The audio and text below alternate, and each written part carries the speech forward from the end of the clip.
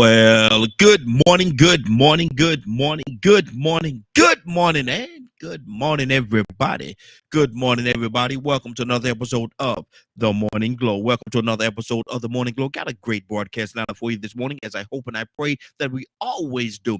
I'm not important, just a question asker. I'm just a question asker. My name is Raheen out of Atlanta here, but we have my brother from another mother, but we got the same father on the line. This is Badger. Good morning, Badger. I need some excitement, Badger. Good morning, Badger. How you doing this morning? Morning, peace and blessings. Good deal. Good deal. Badger, how was your weekend, brother? Research. Dug Okay. into the Ohio stuff a little bit and just a lot of stuff going on. There you go. And that's a good thing. That's a good thing. Badger, I'm gonna throw a couple. We got something we're gonna talk about today that was brought to my attention, and we're gonna get to it later on when we get more people. But I want to ask you this question, Badger. Yes, sir. Um, in this world that we live in right now, everybody want to have a victory, be it sports, life, or whatever it is. But Badger, what does it really mean? At the end of the day, what does it really mean to win? Now, you asking me personally or my perception of it? Give me both. My okay, I'll start off with my perception. Waking up, being able to walk, having enough intelligence to homeschool my two sons, Mm-hmm. working through my anxiety and trauma to be on this radio show every Monday through Friday, but just my own personal thing. Mm-hmm. Mm-hmm. Um, being married to an amazing, beautiful woman. Go ahead now. Come on now. um, and it's just being blessed.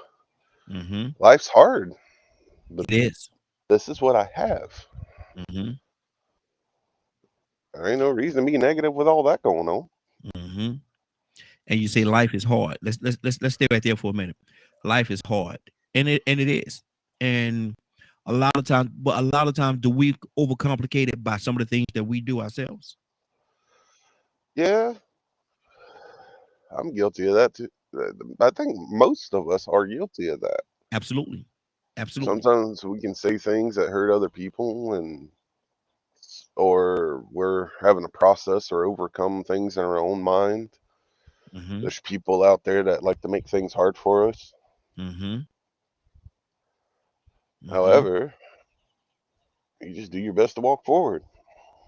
Mm-hmm. That's good. That's A good. rubber hammer can eventually knock down a brick wall, you know.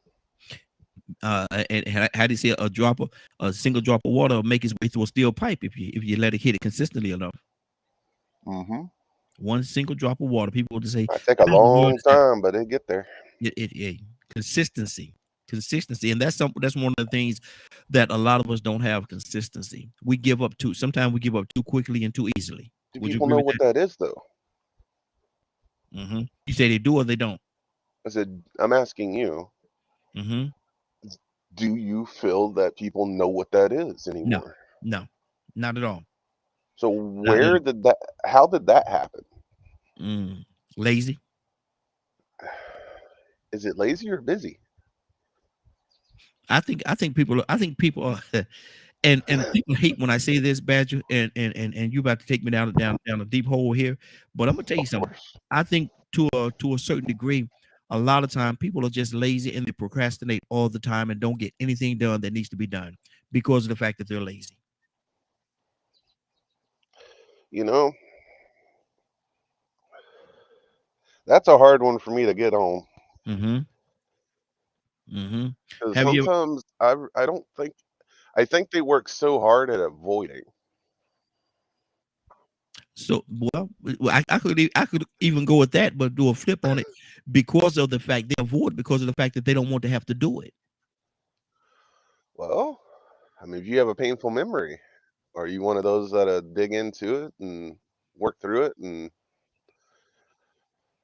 to learn to be thankful for it? If somebody dig a Oh, I hole, wouldn't say thankful. That's too strong. yeah, that. But if somebody dig a hole and a deep hole, very deep hole, and throw you in it, is it their fault that you stay in that hole, or is it your fault?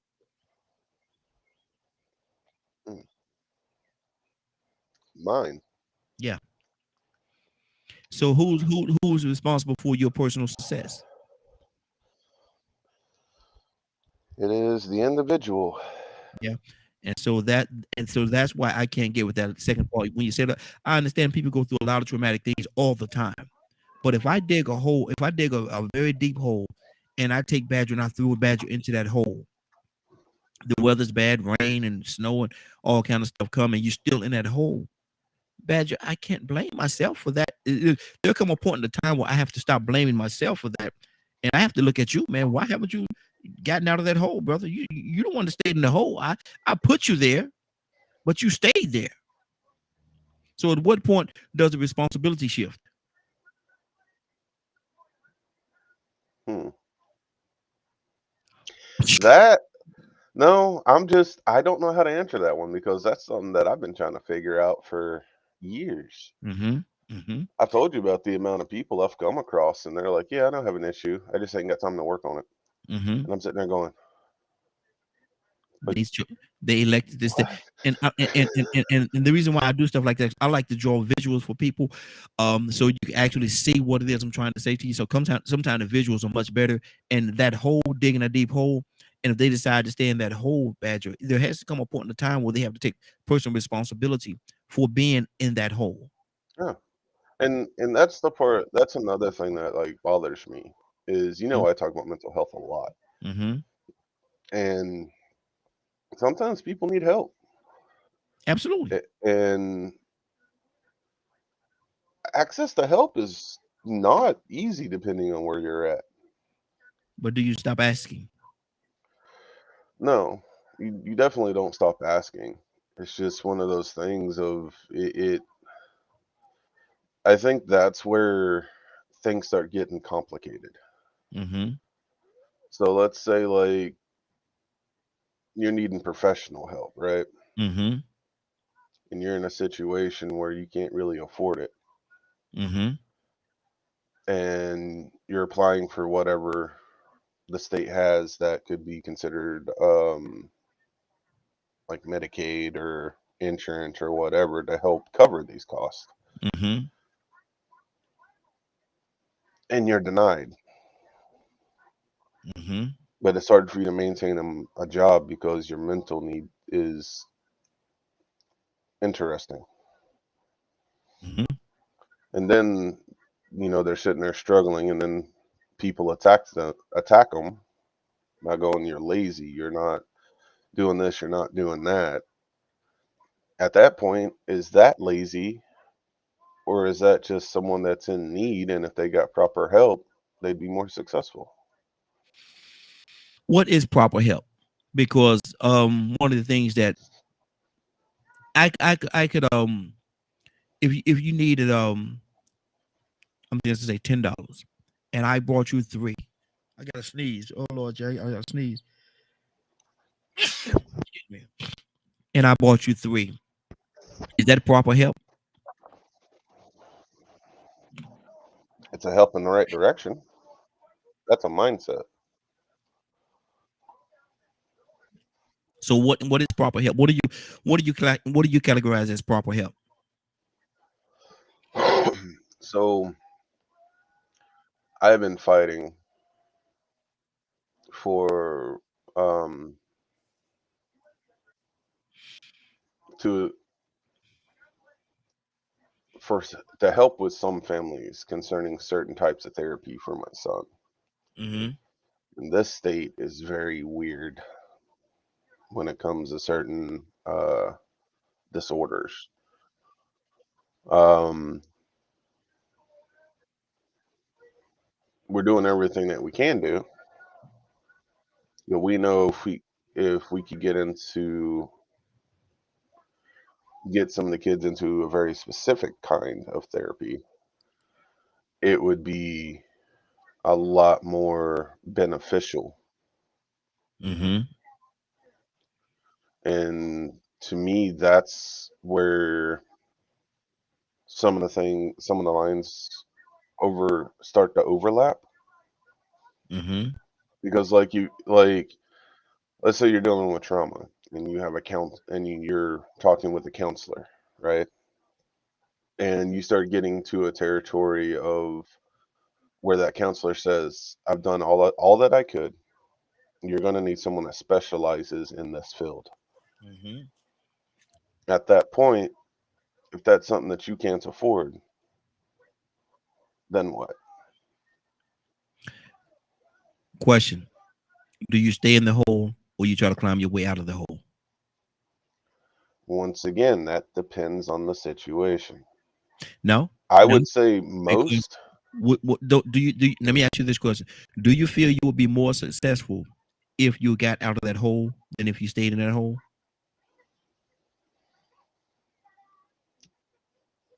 For most people, I would hope so. Absolutely, absolutely. So my question is, what do you do? Do you stay in the hole, or do you get out of the hole? Because if you stay in that hole, Oh, you keep uh, work. You you're going to limit you yourself so much. right. You're going to limit yourself so much of the possibilities of you being successful because of the fact that you stagnated in that hole. So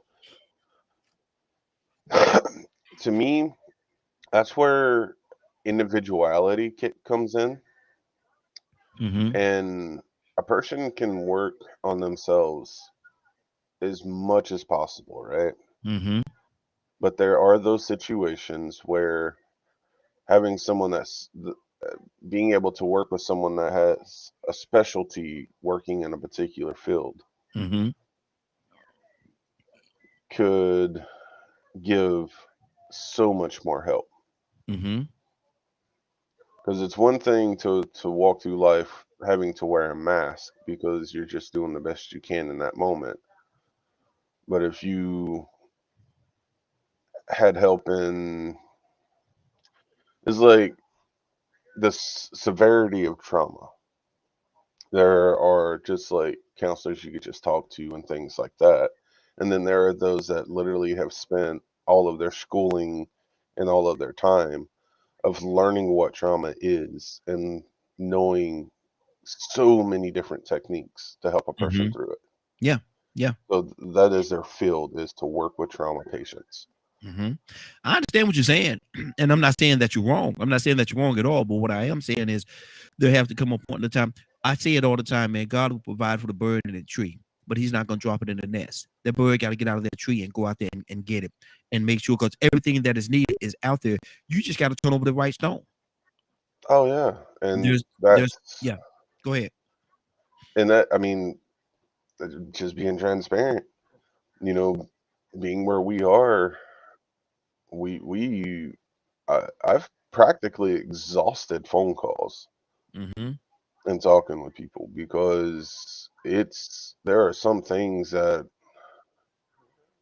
is not easy access Mm-hmm. in the state of Texas. It really isn't, unless you've got money. Mm-hmm. Um, and there's a lot going on in my house that makes it um very rough to do certain things. Mm-hmm. Um, and that's also where I've learned like there are different types of trauma. Or like and how it can affect different people in different ways. Like there's trauma induced borderline personality disorder, which is a whole different category or techniques to help a person overcome that kind of stuff. Mm-hmm. And when you're told you can't get extra help over and over and over again, and you're having to call and look and search, and you even look into bigger cities that are 2 hours away, being willing to, you know, drive 2 hours just to go to a therapy session to help your spouse, Mm-hmm. you Mm-hmm. know, only to find out that, yeah, to cover like maybe 1 or 2 sessions, but it's still going to cost this much. Mm-hmm. So it gets to a point where the doors open, but I honestly feel sometimes the door opens for other people Mm. as a test for them. And most of the time, people will choose money over helping another human being. there's a lot of greed out there. There is a lot of greed out there, but at the same time, we started this thing talking about what does it mean to win. You have to understand what it means to win, and you have to go out there and do and pull, open up doors, kick doors in, do whatever you have to do, because Oh, absolutely. the main objective of this thing is to win, and you want to win not only for yourself but for your family and everybody that you represent. And so Hmm. we started off talking about what does it mean to win. So let's go back. You covered one area, cover the other area. What does it mean to win? Well, learning how to be able to walk forward, to not let um a really good video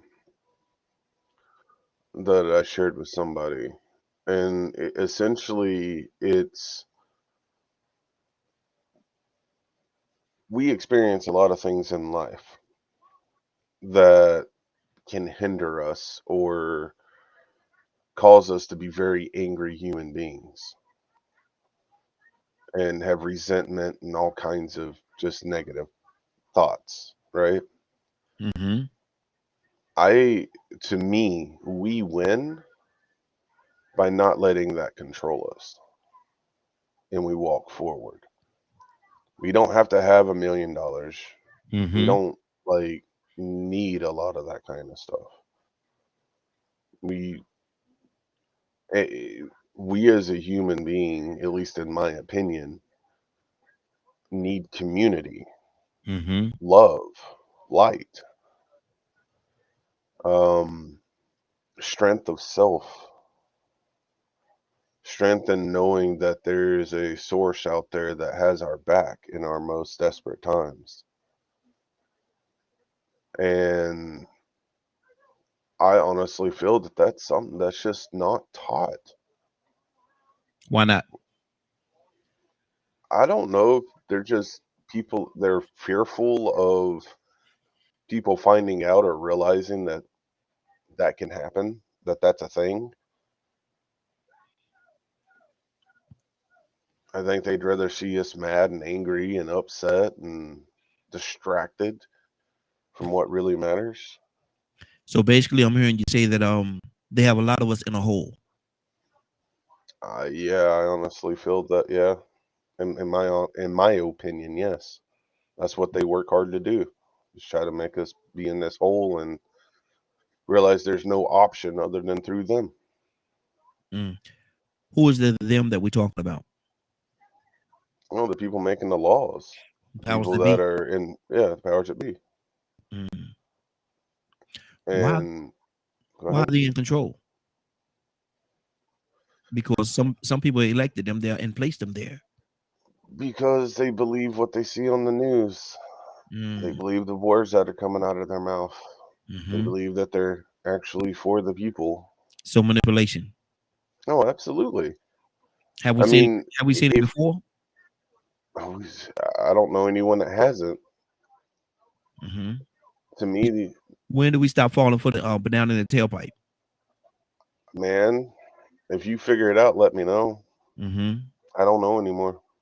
Wow. I've now talked this like I gave you the example of me talking about like how the food isn't good for us and stuff like that, right? Hmm. And there's more and more science coming out. But here's the FDA saying, no, it ain't harmful. It won't hurt us.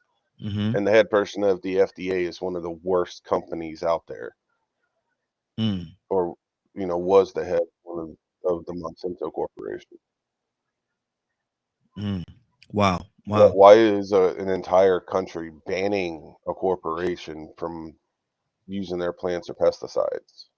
Hmm. Makes you wonder, what did they find that we don't know about? Hmm. Um, don't know about or don't want to pay attention to or acknowledge. I'd say both, because Mhm. people, I seem to come across and similar people that I've talked to in different fields and stuff. It seems like there's a consensus of a lot of people don't want to know what the truth is, Mhm. or well, I would say they either don't know or it's too upsetting to know. Mhm. Like if you're voting for these people, right? because you're trying to give them as much faith as you can that they're going to do the right thing. Would you want to know that they're actually lying and manipulating you? But Oh, you mean me personally? you or in general, either one. Yeah. If somebody's lying to me or making believe or whatever the case, I want to know. And once I realize that they are lying to me and they're manipulating me in some kind of way, I'm gonna do what I can do to get away from that. That's not floating. That boat ain't gonna float, brother. So we have the power to do petitions and all kinds of things like that. Like with the American people have a lot of power. However, there's also the whole concept that there's a lot of we're 50-50. Mm-hmm. Like the whole Trump thing. You bring up Trump and it almost makes it a lot of times it's like it turns the whole country into a 50-50 scenario. Mm-hmm. Like Trump is a businessman. He's not a politician. He is a businessman. Okay. He has businesses in all kinds of countries, even the countries that he says that are not good. Mm-hmm. He's got businesses over there. But it's okay because it's a business. But he's sitting here talking about, all the money that they're getting and all the jobs and da da da da da, and corporations that are going over there. And he, here's an excellent example. It's supposed to be bringing. Um, there was that whole debate about Ford Company, right? Mm-hmm. And telling Ford Company, bring their businesses back to America. So they brought, I think, two or three warehouses back to America for like their trucks. I believe their trucks. I'd have to go back so I can get all of the details again. So essentially, Trump talked Ford out of going to Mexico, Mm-hmm. but supported them in sending all of their car building to China. But isn't he anti-China? Absolutely. So why is he telling a car company to send their um, warehouses to build their cars to China? I looked at a Jimmy Kimmel where he had Trump on there, and he was saying Trump was talking that same talk about, everybody, we had to bring all these businesses back to blase back to America, for this reason, for that reason. They need to be back here on these soils. We'll give you tax credits and all these different things. He was talking all this talk, and then Kimmel's a funny guy. He said, but your companies. You have a lot of companies that's doing business offshore, that's doing business, that's making a product other places and sending them back here. He said, why is that? Trump got a little silent on him, got a little quiet. He said, no, no, no. And then he said, look, he said, your tires. He said, that one of your tires right there. Trump said, yeah, beautiful tie. He talked about the tie, the tie being a beautiful tie. He said, yeah, it's a beautiful tie, but what was it made? Trump said, I'm not sure about this. And Jimmy Kimmel so then got the tie and turned the tie around, looked at it. It was made in God, not China, but what's the other, Taiwan or someone like that. Would made someone like Yeah. that. And Kim would say, "Oh, this tie was made in Taiwan," and Kim would just broke down and started laughing right in his face, and Trump couldn't say anything because he was saying he was speaking, he was talking, and it sounded real good, but even his company made stuff offshore. Right, and I'm not bringing Trump up to bash Trump. I'm using I know. him as an example because his face is everywhere. Yeah. And Biden's got stuff all in it too. Mm-hmm. Trump is just a lot more obvious. Mm-hmm. And there's other politicians that do the same thing. There's businesses that do the same thing. And evidence upon evidence upon evidence upon evidence, emails and everything that can show all this stuff.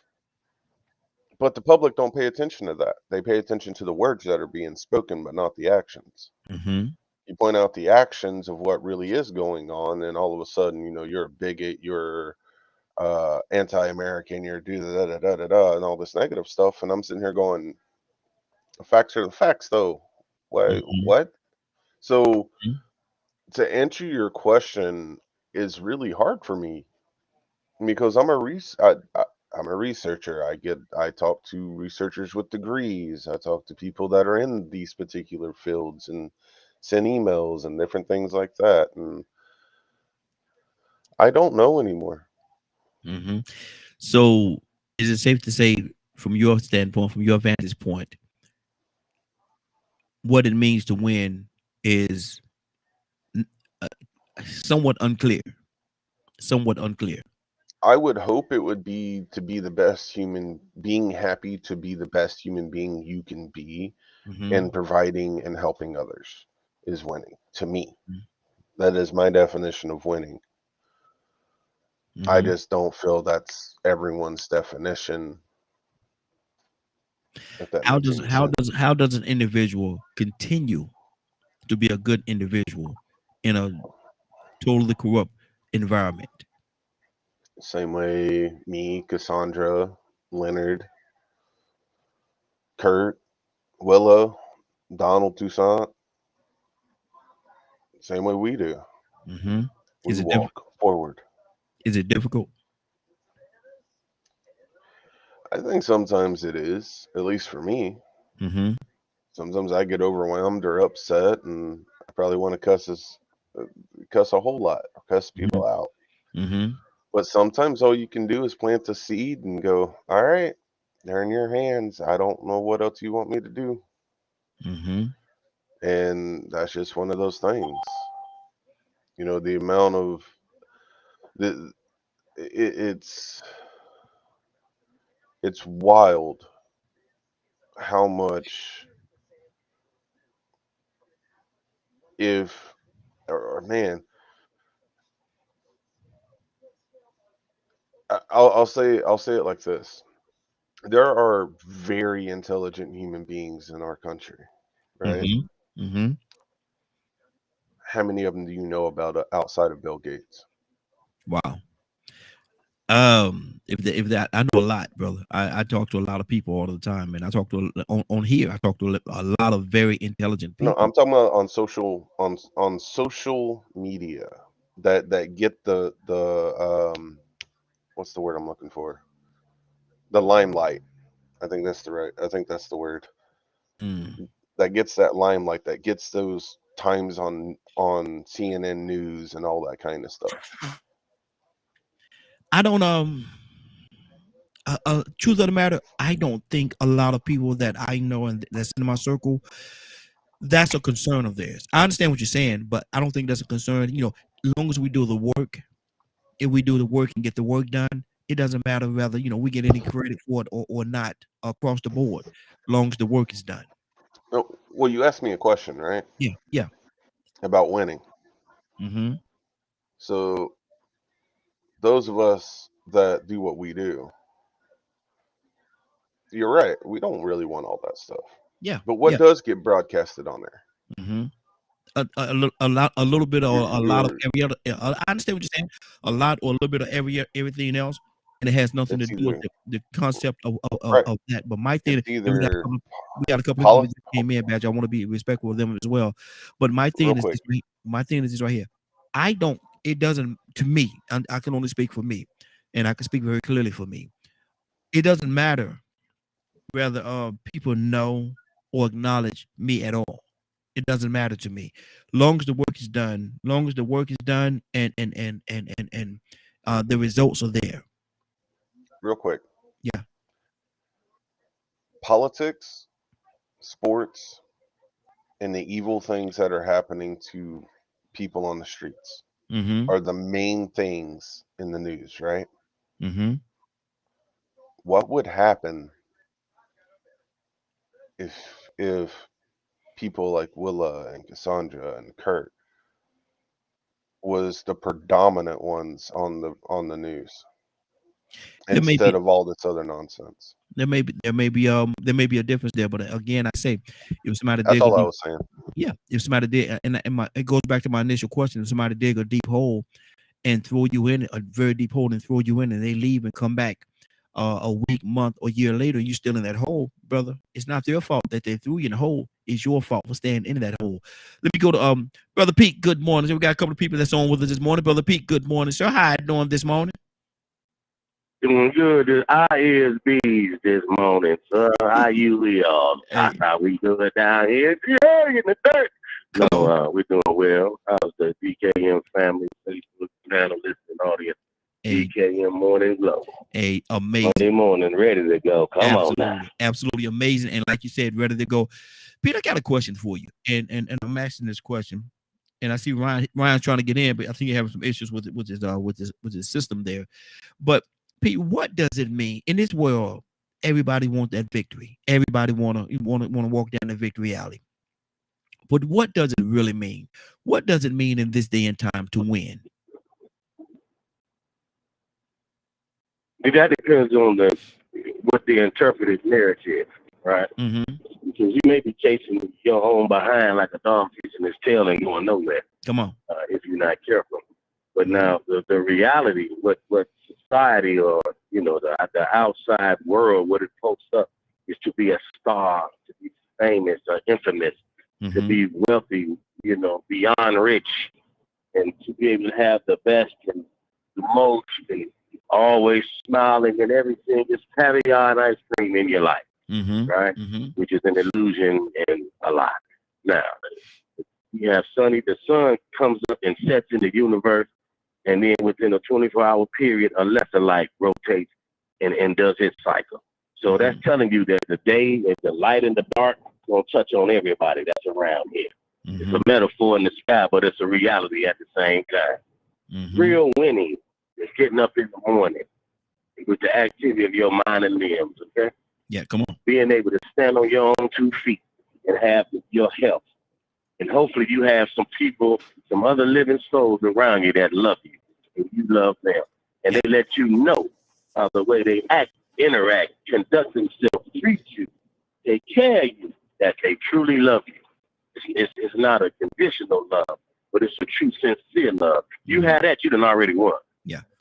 Okay, you done already won. If you have one person that you can say is your do or die to the end true friend, well, you wealthy, ma'am, sir, you wealthy beyond means. You already more wealthy than most people on planet Earth. If you have your health, the activity, your limbs, loved ones that love you, you love them, they love you, and you have one true friend, whew, you already rank it in the 1% of the real wealth and the things that matter. Right? But the narrative that the world would tell us, are you struggling? Yeah, but struggling builds character. Adversity, right, brings forth a development in oneself that leads to perfection.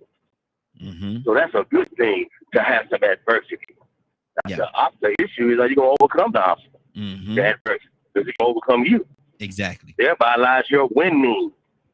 See, that's where your winning lies. When you overcome the obstacles in your life that confront you, that challenge you, that try to dissuade you, discourage you, that try to mount a stance against you, when you know that you stand on all that is and should be in righteousness and truth, and refuse to yield, and yet you come out victorious.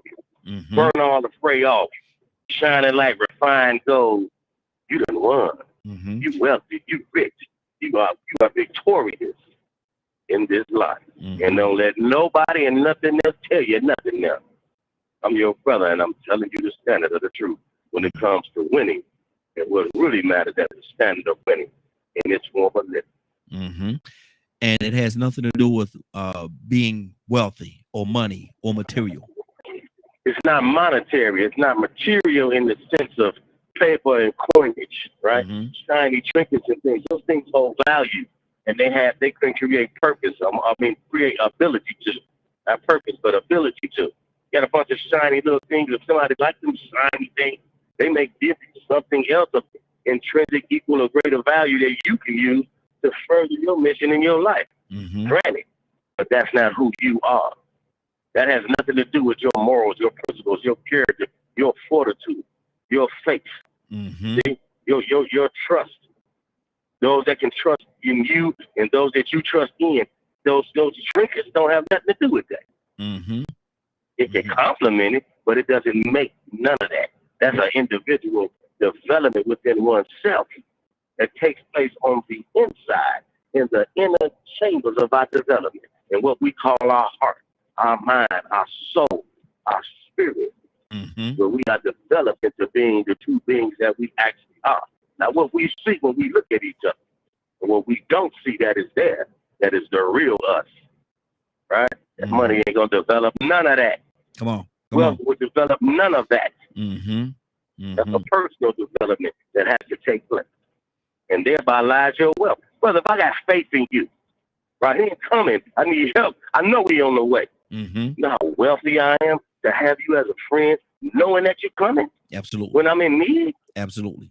I have a resolve of comfort and determination, a calmness, knowing that help is on the way. Right? Mm-hmm. But I'm wealthy. Man, you broke. You need help, but I got the help. Yes. I have the help that I need. Mm-hmm. Come on. I need it, but here it comes.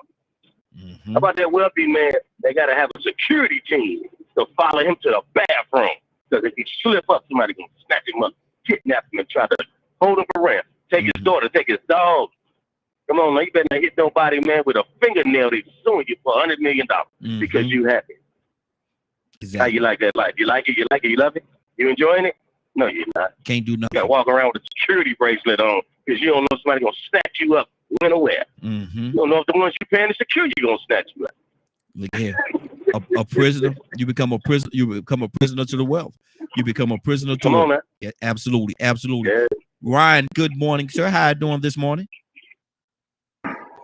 I'm doing well. How are y'all? Good morning, family. Hey, doing good, good to have you.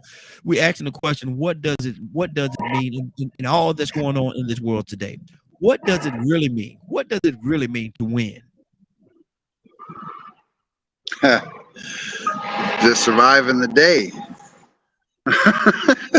That's just surviving the day is winning. Having your family close by, friends, having a job. I mean, you don't have to be rolling in dough and all of that other stuff to be winning. Just making it through a day right now, in my opinion, is winning. Mm-hmm.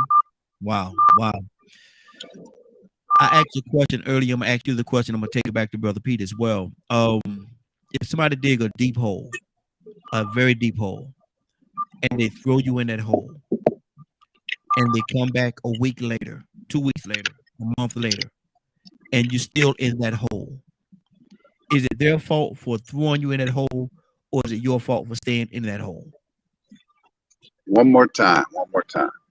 If somebody dig a deep hole, a very deep hole, and throw you in that hole, they toss you in that hole, come back a week later, 2 weeks later, a month later, and you're still inside of that hole, is it their fault for throwing you in that hole, or is it your fault for staying in that hole? I'm gonna say it's my fault for putting myself in a position to be thrown in a hole. Mm-hmm. Okay. And definitely sitting in there for that amount of time is definitely my fault, because you gotta somehow climb your way out.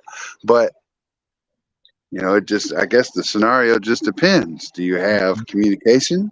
Do you have any sort of tools?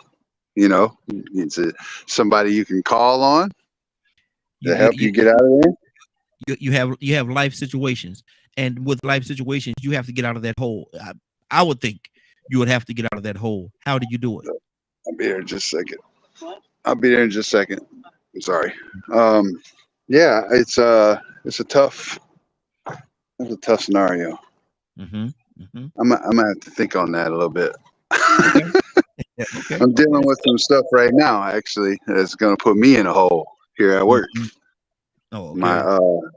My lead just put in his 2 weeks notice, and there's not another person in this facility that I can put in a position to fill his shoes, which means I'll be back on the grind 60 to 70 hours a week doing everything. Until you get yourself out of that hole and develop somebody or hire somebody that could take care of that position. Yes, sir. And that's it's not a very easy position to fill by any means. And what I have available to me right now, I don't want to say that nobody is untrainable, but the peoples that I have here right now are not the caliber of individual that I need. Wow. Wow. Watch this. I say fire them all to get a whole new group. But anyway, that's just me being silly. Let me go back. I wish I could. I know you do. Let me go back to Pete. Pete, what do you say about that scenario? They dig a deep hole, Pete, and they throw you in that hole. Deep hole. They come back a week later, you're still in that hole.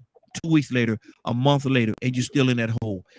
Is it their fault for throwing you in the hole, or is it your fault for staying in that hole? Right. Well, let's deal with that. The duality. Not the baddest, toughest by no means, but there's no man that I'm afraid of on planet Earth that's alive at all. And any man that thinks he can put his hands on me physically is gonna know he in a situation immediately. Okay, so if we talking literal, then I'm gonna kill that man. I'm gonna do everything I can to kill that man. Period. That's just not happening. Now, when you come at me with some adversity, life comes to me at adversity, a situation comes to me at adversity, but that's part of being a man. When you take your hand, your full palm, left or right, and reach down to the middle of your body where it's warm, and you squeeze that right there, you reinforce to yourself that you are a man child. And as a man child, destined to be a man, you are put here for mastery. That is your purpose, to master everything in front of you and everything that you encounter. Period. I didn't say dominate and destruction. Master it. Okay? That's your duty. So if you put me in a hole, my brother, by my very existence of being a man child, a man, right? Destined to be, am fully of age and stature, ever developing, right? Believing in the Most High God, the one truth. Believing that in the sense I'm a son of, that I'm an overcomer and a conqueror. Nothing can defeat me. I'm coming out that hole, brother. There has to be no way possible for me to go in order for me to still be in that hole. No way possible.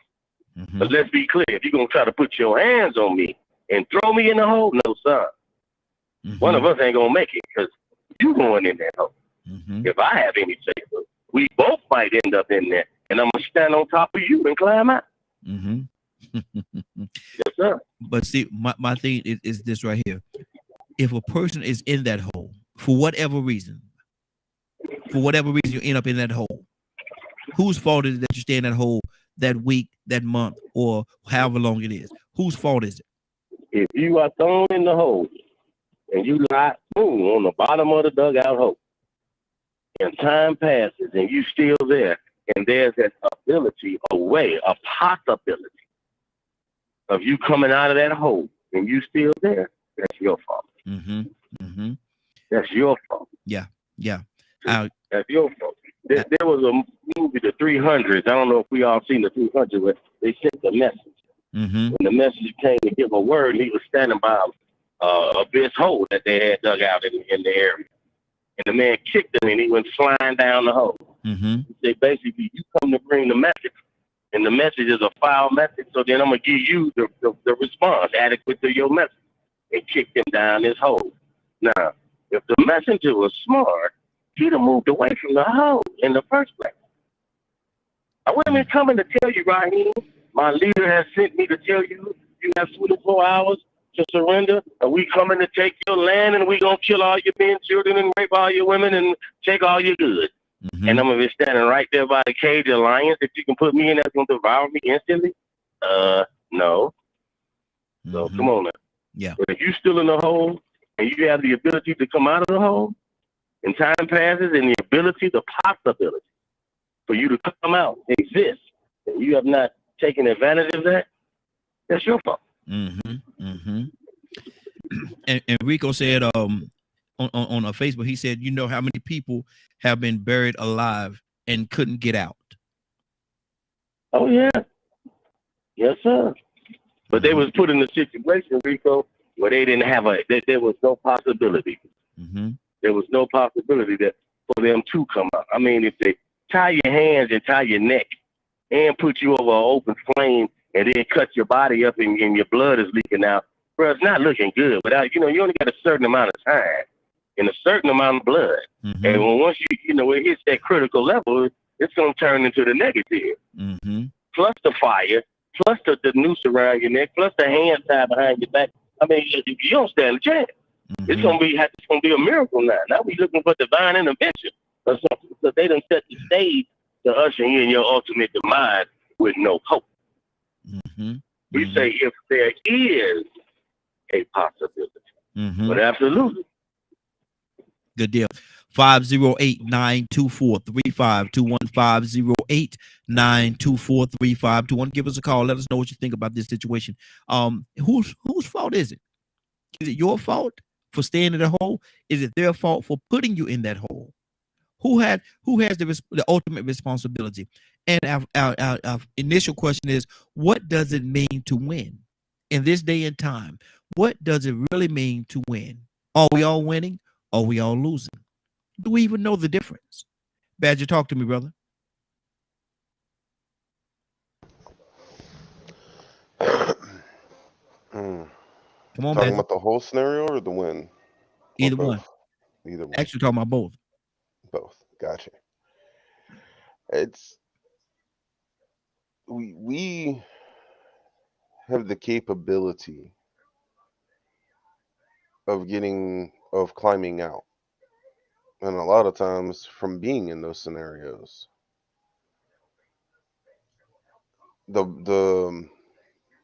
it's just learning how to see that, to acknowledge that strength in ourselves, that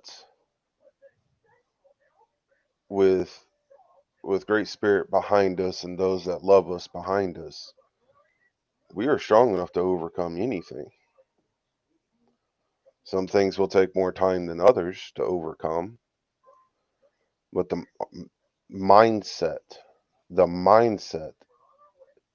is so powerful in these situations, and the strength of the mind. You know, what thoughts does an individual let rule them? You know, be it depression, be it trauma, be it self-doubt, self-worth, and how much do you let it stop you from going forward, from overcoming, from winning?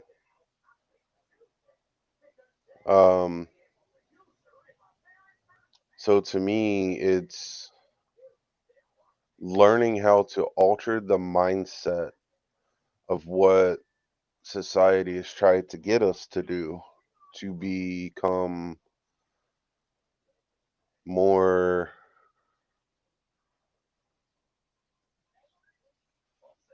effective at overcoming situations, overcoming that self-doubt, self-worth, working through, the things that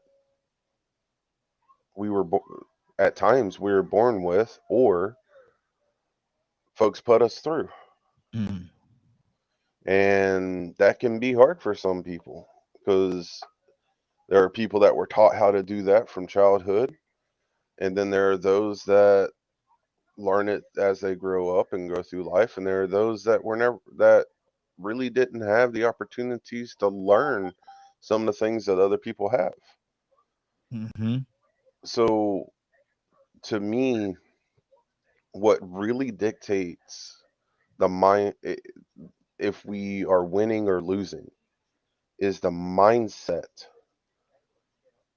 the individual has.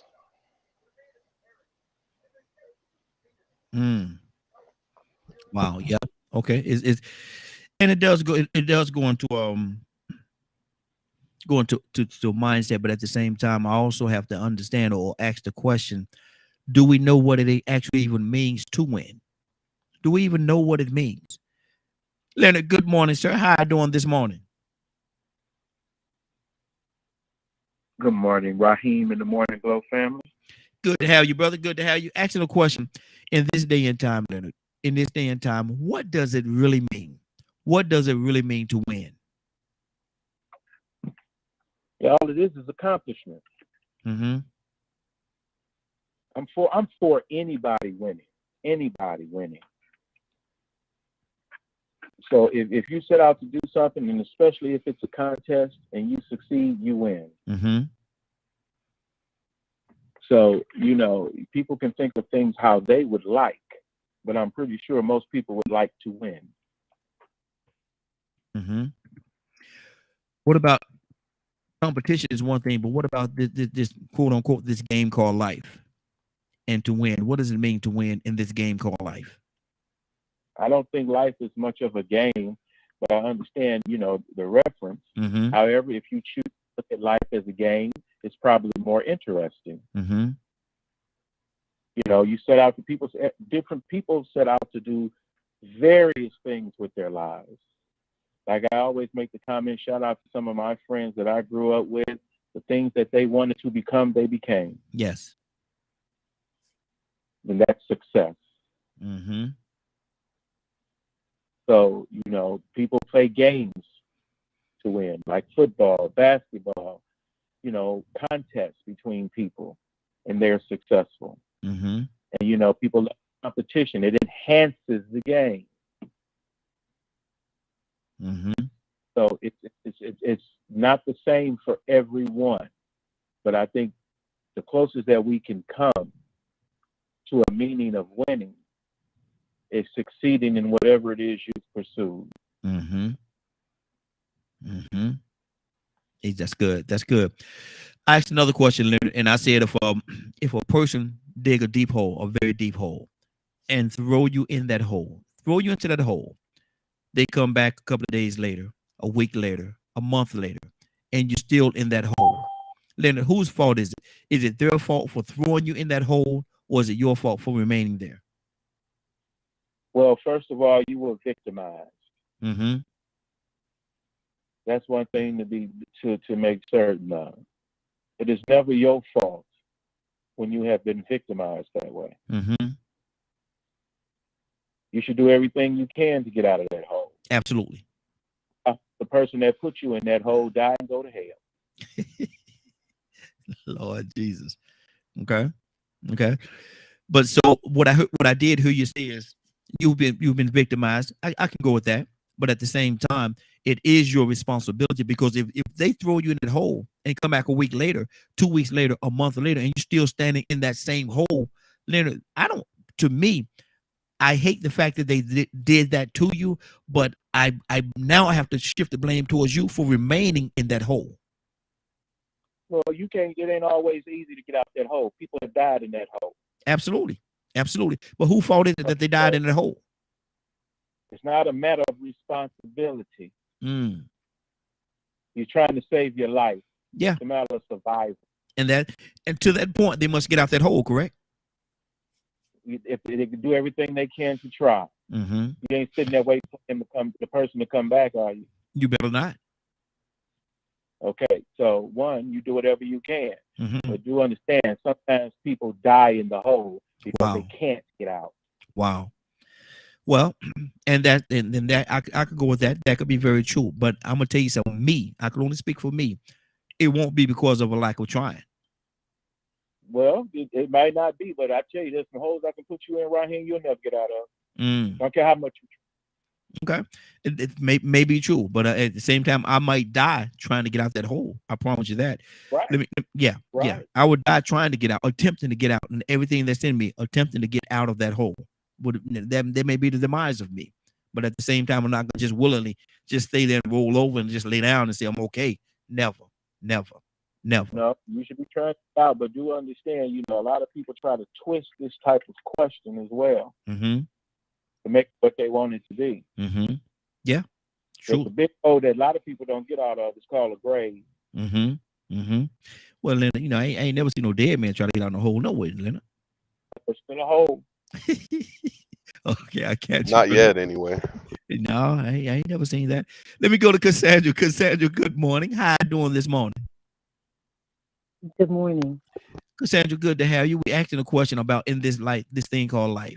In this thing called life, all the things that goes on. Cassandra, what does it really mean? What does it mean to win? For me, winning is being obedient to the things that I know that God has chosen me to do and told me to do. So I don't care if I never make $1 million, if I never make, have a big house on the hill, driving the finest cars.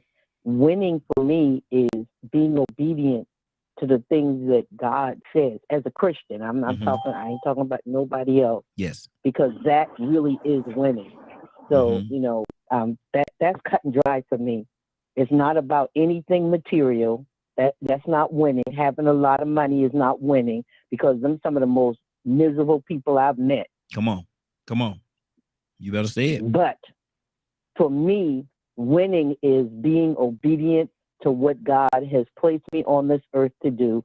I have won all day long when I'm doing that. That's good. That's good. Second part of the question, Cassandra, if somebody dig a very deep hole for you and throw you in that hole, they come back a couple of days later, a few days later, a week later, a month later, Cassandra, and you still in that hole. At what point, whose fault is that you're in that hole? Is it at that point? I'm gonna cut you off right now, because I'm gonna put a spin on it. Like Lemon said, some people will twist it. I'm about to twist it. To me, that is victim blaming. Okay. And I work with a lot of victims. That is victim blaming. If somebody is doing something to you or has done something to you, like put you in a hole, and you don't have a way of getting out, don't put that blame on me, because I did not ask to be thrown in a hole. So, I take a whole nother mindset with that, because then you say that the person who has been victimized is now responsible for being in that position. I will never, ever agree with that, ever. Hold on now. Let me be clear on what you're saying. You say it becomes what now? Make sure I'm clear. It's called victim blaming. You're blaming the victim for being in the hole, like Leonard alluded to. They didn't ask to be thrown in a hole.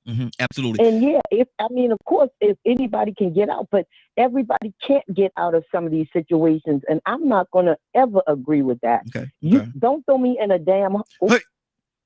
Okay. Don't put me in a hole and then talking about, oh yeah, well, she should have been able to get out. What? You've lost your mind.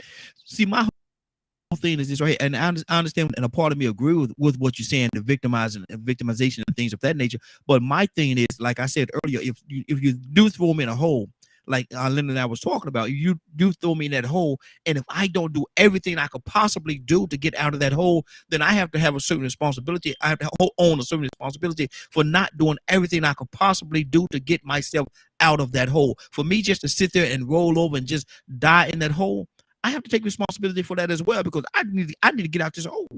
I got to get out of this hole. Really? Yeah. Really? Yeah. I was just saying, you ain't never been victimized like that. No, because it's not. You making it sound like if I don't do everything I can to get out, it's my fault. No, it's your fault for throwing me in the hole. And yes, who would not try to get out? But exactly. It's not that. It makes it sound too simple, and it makes a person who is really being victimized feel like, oh man, it's all on me. I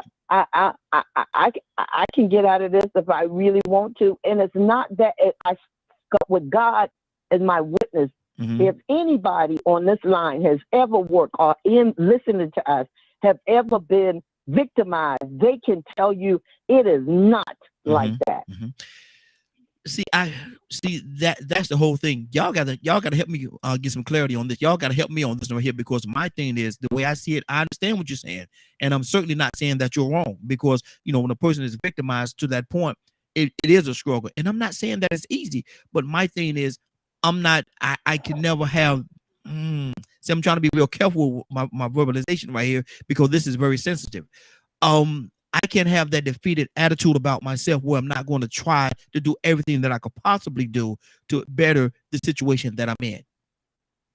Have you ever been beaten down so bad that you couldn't even see up? No. Talking about trying to move up? No. If you've never been in that position, you have no idea what that is like. You're so beaten down, you don't You can't see up. You have no thoughts of seeing up or getting out. I'm telling you. So, this is a question that probably it'll never change for me. My opinion on Absolutely. it. It's That's like good. victim blaming or victim shaming. And I can't do that because of what I do. I cannot do that. I can't co-sign on that. Okay, even. that's good, and that's why I love the Morning Glow, because we're not gonna always agree on everything, and that's the beautiful part of it.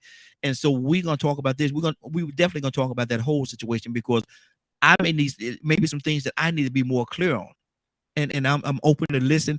And if I see a different way by the end of the broadcast, I'll certainly let you all know. But we need to definitely talk about that. But let me go to Mary. Mary, good morning. How you doing this morning? Good morning. Well, how are you? Doing well. Good to have you. Good to have you. Mary, we talking about in this world in the society in which we live in today. Two-part question that I'm throwing at you. One is, what does it mean to really win? What does it mean to win? It depends on what you're talking about. I don't really know where the conversation's going right now. No. From your vantage point, from where you are, what does it mean to win?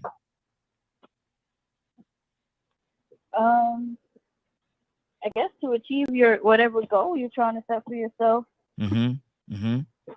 Okay, that's good. Okay, now let's go to the second part. If somebody dig a real deep hole, Mary, and they throw you in that hole, that deep hole, they come back a couple of days later, they come back a week later, they come back a month later, and you're still in that hole.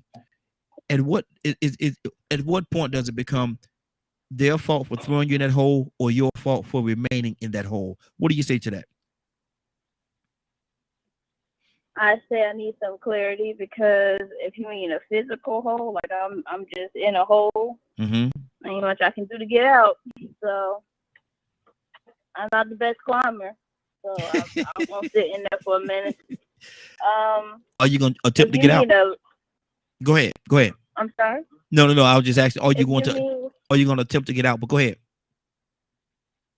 I mean, I think anybody would attempt to, but I think if you mean like a mental or an emotional hole, I mean, that's not on me. I didn't do anything to have that happen, and I think it takes a lot of healing, because if it's emotional or if it's mental or anything other than physical, even sometimes physical, that you didn't do it to yourself. So I think it's difficult to get into start the healing process, or even know how to start the healing process, because counseling is fine, but if you're not counseling effectively, then it won't do anything. So I think I don't know. I think it depends on kind of hole we're talking about, because mental and emotional and everything like that it will never be my fault. Even if it took me years and years and years to even begin my process of getting out that hole, it's not my fault. Because you don't know what kind of trauma that happened to me to get in that hole, to stay in that hole. They come checking on me or whatever, because let's say this hole is abuse, not my fault. And if you're in an abusive relationship, they put you in that hole now. You didn't ask to be in an abusive relationship. It didn't start that way. So if you were never to love completely again, because of that fear, that's not your fault. It's because of what you were put through by someone else. So I don't think the duration of time matters. I think it depends on how you're trying to heal, because let's say if you were molested, it's hard to heal from that. It's really, really hard to heal from that, especially when there was no repercussions. There was no that I was touched twice with being in the Navy. Nobody ever got in trouble. Nobody ever got found. I can find them better than they can. But then it's he say, she say. And most of the time, the Navy will blame you before they blame the person that wronged you. So now, if something happens to me, you put me in this hole because you touched me when I said no. So now you put me in this hole. I tried to get out of this hole by getting you put in jail, And they told me, no, it's my fault for even coming to your house. Now I'm further in my hole. I tried, but now I'm further in my hole. You can't blame me for that. I didn't do that. I tried to get out of that hole. I tried. I did my best. You can't blame me for that. Now, if I take years and years, if it takes a lifetime, that's not on me. I did my best. I did what I could. I said no. I tried to get help. That's not on me. Wow. That's good. I think that's what Mr. Sanders is trying to say. It's not on us because I didn't ask to be touched. I didn't ask for you to keep going. I didn't ask you to hold me down. You did that. I tried to fight back, and you were stronger. That's not on me. Good deal. Let me go to Rico. What do you say to that, man? Now, first of all, first question is, what does it mean to win in this day and time in which we live in? What does it mean to win? In this day and time, is winning is when you, your daughter hit it on the head. When you accomplish or succeed in fulfilling your intentions, whether it's short term or long term, whether it's good or bad. Whatever intention you have, if you wake up that morning and you have an intention that day to do something to accomplish something and it happens, you've won. Sometimes your win may be a loss for everybody else, but you don't care as long as you got your way. So I think that's what, in today's terms, if you have an intention to go viral and it's someone else's expense, or maybe you tried to pull a prank and somebody punched you in your jaw and it went the wrong way, but you still went viral. Well, any publicity is good publicity. A win is a win. You hear that sometimes? Any publicity is good publicity. That means, well, at least my only intention was to make sure that I went viral or that somebody saw me or somebody recognized me. And even though y'all might consider it an L because somebody blacked my eye during this prank, I got 2 million views. I won. Kanye said he even won. So, that is whatever you want to make people believe your intention is. Even if you lost, well, I still got my point across. I don't care if it was a loss involved. I won. I meant to lose. I won. I wanted to lose that contract. Even though I was bragging about being the richest black man, even though I lost that contract, guess what, y'all? I won. I meant to lose it. I wanted to stop being the richest black man in the world. So, you don't never lose. That's what sometimes narcissists never lose. Even when they lose, they win. So I think it's, to me, it boils down really to whatever, you're trying to accomplish at the end of the day. And it might be something bad, but you still want to win, and it's bad for everybody else. Exactly. Second question. That hole, somebody dig that hole, very deep hole, throw you in that hole, come back a couple of days later, you're still there. Week later, month later, come back and you're still there. At what point does it shift, or do it shift from it being their responsibility for throwing you in that hole or your responsibility for staying in that hole? Whether it's a mental hole or a physical hole, because I know of people that's been buried alive. So they were thrown in a hole, but guess what? It was something else thrown on top of them. And they wasn't even in the box. It ain't their fault. Even though they may have clawed and lost their nails trying to dig up out that dirt, it ain't their fault. The only time it's your fault is if you got the tools. If you are supplied or have been supplied with the tools to get yourself out of that hole, physically or mentally, it's your fault. But if you don't have the tools, it ain't your fault. I don't care if they come back a month later, a year later. If you do not have the tools physically and mentally, because that hole might be 25 feet deep physically, or it might have just started from when you was 2 years old or 6 months old. That's how deep the hole may be. And it may be so deep to the point where you have a mother that has your brother and sister in a freezer, and you got to walk by them every day and don't nobody help y'all. To the point where you feel like this is my fate. To the point where you feel like when you see your mom act fake, when people come around or when the police come around, you think, well, if everybody else's mom is acting like my mom, they're going home to the same thing I'm going home to. It's normal. Everybody get beat like that. Wow. And everybody, mama and daddy, act fake when they get out in public. And if that's what your normal is, You have not been given the right tools to get up out of this hole, this dysfunction and disorder that you have been pushed into. That wasn't your fault. You didn't have to be born into this. Mm-hmm. You know, you didn't have to be born into a family where the mother and the brothers thought it was cool for the dad to sleep with the daughter. But that was your norm. So if you don't have the proper tools and that's your norm as you get older, you know what I'm saying? It might take you a while to adjust because you never had the tools to understand what was right and what was logical, what was functional. Everything you understood was dysfunctional. So now here it is, you in this 25-foot hole, and every time you try to climb up the side of it, the walls just start falling apart. You don't have a ladder, you don't have a scab, you don't have any kind of tools, and you ain't got no common sense either. Wow. Let me, Ryan, I think Ryan has a meeting he have to go to. Let me go to him, and we got a couple other people on the phone line. Please be patient. I'm coming to each and every one of you. Ryan, what's on your heart before you get out of here, brother? I agree with what Rico was saying. Excuse me, I gotta shut my office door.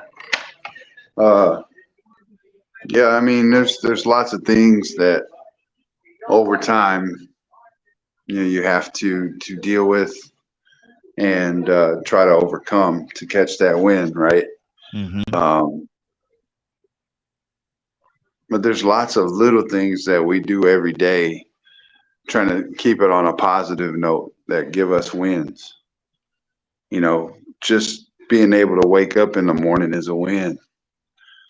Logging into this show and having conversations with all of you, for me, is a win. I try to stay positive in a lot of things because the world is so negative all the time that I don't want to put myself in a hole dealing with all the negativity all the time. You know what I mean? And some people don't like to look at positive things because they've dealt with negatives for so long, or they've been a victim of things for so long that it's hard for them to see any positive things. And so I like to acknowledge things that are negative that have put me in places where I have a hole over time that I need to climb out of, but I refuse to let it overcome my everyday. Wow. And that's what happened a lot. Sometimes we get overwhelmed. We sometimes get overwhelmed in certain situations, and not even a fault of certainly not a fault of our own. We got let me go to see who we got next. We got Joseph. Joseph is next on the line. Joseph, good morning, sir. How you doing this morning? Good morning, sir. I said, as soon as I take a bite out of this food, yes, sir. my brother will call me. I got perfect timing. Morning, perfect timing. But listen, man, we talking about what does it mean in this day and time. The first part of what we're saying is what does it mean in this day and time to win? What does it mean to win? Well, I heard my sister speaking of her situation, and Lord knows I cannot speak to someone's situation if I haven't walked in their moccasins. But I hope she would collaborate with other women who have had similar situations and pool their resources and power. The Me Too movement has made some strides, and I hope she would connect with some of those different groups and don't feel completely defeated, because even there's a lot of men who is on her side as well. And she has allies, and I want her to know that we all don't agree. We live in a patriarchal society, yes, where men control most everything, including the law. So, it could seem like an insurmountable problem. And but I pray that she don't feel defeated. We're in a struggle. And if we pull our resources together, we can win. Absolutely. Now, the other thing, I agree with the last caller. We can't allow ourselves to become so inundated with negativity that we can't see the positive, or that we govern our lives by that. Mm-hmm. That's not good either. Mm-hmm. Dr. King said, he that gets behind in a race must forever remain behind or run faster than the person in front of him. And that's where we as a collective people are. For me, winning would be to have about 12 or 14% of the military controlled by black folks. To have 14% of Wall Street, 14% of the states in the United States, and on, to reflect the numbers of African Americans in the United States of America, for me. Mm-hmm. Now, for some, like Nation of Islam, they say we want to separate and have our own nation. Okay. I could see that. I could see winning as being that. However, I know that will be a separate struggle. But to stay there in the hole and don't do nothing and don't have any aspiration, don't have any plans, or don't have any vision, that's dangerous. Mm-hmm. That's very dangerous. Mm-hmm. So I listen to the brothers and sisters of the last generation, Malcolm, Martin, W.B. Du Bois, and others. W.B. Du Bois, a Pan-Africanist, was striving to strengthen ties with Africa. I'm with that. I'm down with that. That's me. Mm-hmm. Okay? Because I don't feel like I'm less than any person on this earth. Mm-hmm. Nobody on this earth is above me. Now, you may have more money, and you may use your money for the wickedness that you use it for. But you don't have no more intellect, no more strength, no more abilities than me or anyone that looks like me. Mm-hmm. Therefore, I don't feel defeated. I'm not in nobody's hole. I am in a struggle, and I'm committed to it. Mm-hmm. That's good. That's good. Heard it. There you go. There you go. Tucson. Good morning, sir. How you doing this morning?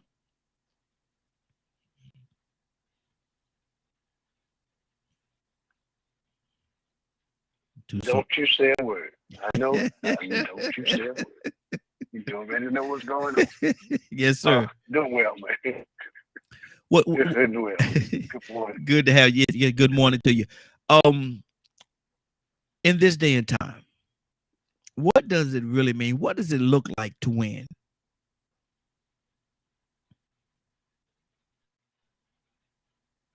You know what? I think it's the mindset. It's to keep trying. Mm-hmm.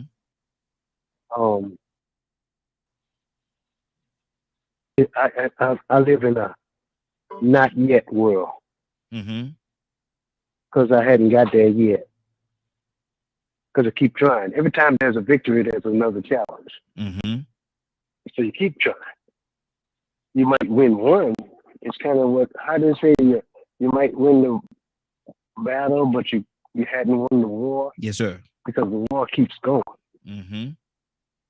But there's everyday battle that you have to fight. You got to. So that's just me. Mm-hmm. I fight every day.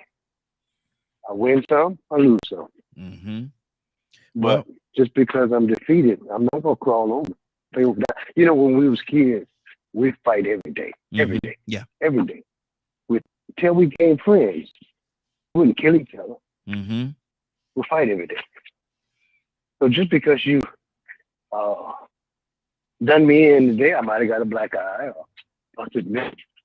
But guess what? We're gonna meet tomorrow. I promise you that. Mm-hmm. And I'm not gonna run because you came up and whooped me yesterday. Mm-hmm. Tomorrow we gonna fight again. Exactly. Look, I got you black my right eye. I got another one tomorrow. You got to get this left eye. I'm gonna get yours. Something gonna happen, but something gonna happen. That's just Exactly. Mm-hmm. Now let's talk about the whole situation, Tucson. If they dig that hole, throw you in that hole, manipulate or whatever it is to get you in that hole, and they come back a day later, a couple of days later, a week later, a month later, and you're still in that hole. Is it their fault for throwing you in that hole or kicking you in that hole, or is it your fault for remaining in that hole? Again, it depends because I might not be out of the hole yet. Mm-hmm.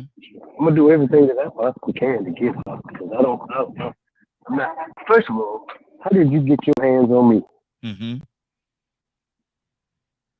How did I put my?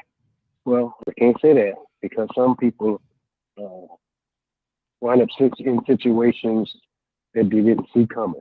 Yeah. Okay, that's just what it is. Mm-hmm. Some people are in a hole right now. We all in holes. Yeah. Some sort of way. And we've been there for a while because you keep trying to go up. Life is an upward battle. Mm-hmm. Ain't it? Yes, it is. Sure it is. Yeah, Mm-hmm. yeah. So you're in a hole right now. You may not think you are, but you keep trying. Why you try if you're not in a hole somewhere, some kind of way? Financial hole, family hole, struggling with your children, trying to keep them together, you know, and learning how you keep your mouth shut. Because sometimes they're thin. Now here, sometimes you got to keep quiet in the hole, and sometimes you got to make noise. Why are you hollering when nobody's around? Mm-hmm. Don't make no sense. Mm-hmm. And then you don't want to get trapped up in the hole, and there's the danger around that's worse than the hole. Mm-hmm. Here you are crying out in the hole. You know what I thought about? Hey, now shut up. The old mule in the dug well. Mm. Is there dirt on the walls? Mm-hmm. Mm-hmm. Exactly. There is dirt on the walls. I got something. I'm like, did I have shoes on? Mm-hmm. I dig with my shoes and put dirt under the ground, under my feet, and pack it up. I wonder if that's. Mm-hmm. That's good. But you know, anyway. That's good. Yeah, that's just me. Absolutely. Absolutely. Goddess, good morning, young lady. How you doing this morning?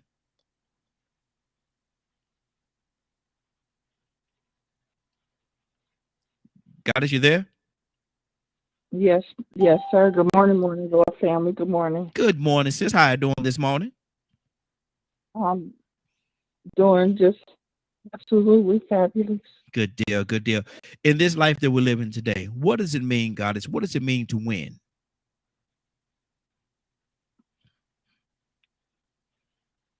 Some will say getting up every day, putting one foot in front of the other, breathing, healthy.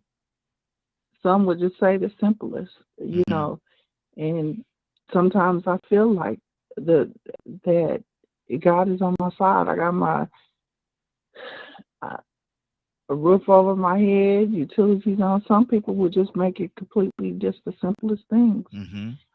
Yeah. My family's safe and healthy. Sometimes we got to be thankful of the simplest things, and Sure. that right there to me is really key and goal. You know, because if you got your health, you got your sanity, your family's healthy and safe. That is just the most remarkable thing, you know, because there's so many of us that have passed on due to sickness and health. And, exactly. You know, but I also can say that there's some goals that we all want to attribute and accomplish. You know, my goal is finishing my building and opening up, having a legacy to pass on to my kids, a financial legacy, not just that was passed on to me. So I want to have something to pass on to my children. So having a financial legacy as well as keeping everything that, you know, Black owned. We want to make sure that we have ownership, remembered and reclaimed. So good deal. That's my goal. Now let's talk about that hole. Now, somebody dig a deep hole, God is in it, throw you in that hole, kick you in the hole, whatever it is, and come back a day later, a couple of days later, a week later, a month later, and you're still in that hole. Whose responsibility is it at that point? If you're still in that hole, is it their responsibility for putting you in that hole, or your responsibility for not getting out of that hole? I'm gonna have to stick with Cassandra. You know, as a victim, we got over 400 years of holes that we've been in. Mm-hmm. 400 years of holes. So as we continue, I mean, it's each and everyone's responsibility to climb up out of it and to help each other up out of those holes that have been dug for us. Mm-hmm. And you know, it might not take this one particular generation, which would be me. It might take my next generation to pull us up out of it. Mm-hmm. But the fact that we're moving and we're you know, we might not get all the way out.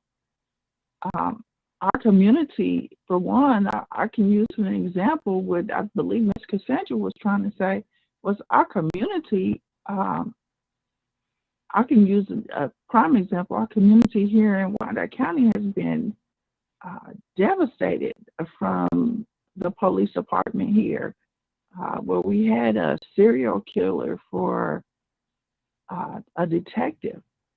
He was torturing mothers and raping mothers, and if they didn't succumb to them, they had nobody to go to. Wow. This was all down the chain of line. Mm-hmm. He would set the sons up and put them in jail. And McIntyre did over 20-something years. Wow. You know, and I know McIntyre tried her best to get him out. And finally, it took a legal team to finally listen to her. And then once he got out, it was several other women that had been affiliated and their kids still in jail. One guy died trying to get out the hole. The church never did allow him out, even though he was innocent, framed. We still got people that were innocently framed that are still in there. And guess what? He got out and he's walking. He's out on not probation. He's out until they go back to court. But yeah. Wow. And he's still walking, and he's a danger to society. Wow. So, that's crazy. That's great. Let me go. Yeah, it's a lot, man. And these holes could be symbolic to deal with a lot of different things or represent a lot of different things. Leonard, what's on your heart, brother? Cassandra, coming to you next. I'm just listening. I think that the hole was a rotten example, but listening to the various people's different point of view, because I know that there would be differences, because some people consider holes the same way. Or what type of hole, how you got there, you know, what was the circumstances and things like that. So, you know, that the concept of a hole, I'm just assuming there's something like a whale sometimes. And I thought about the little girl who fell in the whale. I think when I was a kid, and that story was all over the news for so many days, I think, about this girl that they was trying to get out of this whale. Is it her fault she wasn't out, Raheem? No, my thing is, I'm open to the conversation. I'm open to the dialogue of the conversation. I'm not saying whether, you know, they're right or wrong. I'm not making no stance one way or another. But I'm because of the question asker, I'm dealing with it from different perspectives. So I'm not going to blame her for being in the hole or being not getting out of the hole. That's not what I'm doing here. What I'm doing is I have to bring the conversation so that everybody look at the whole picture and deal with it from that vantage point. So I'm not blaming her for being in the hole at all. Okay. I'll keep listening. Okay. Cassandra, what's on your heart? Cassandra? Okay, Cassandra. Yes. Yeah, there you go. There you go. What's on your heart, sis? Okay, so I don't know. I don't know. You know,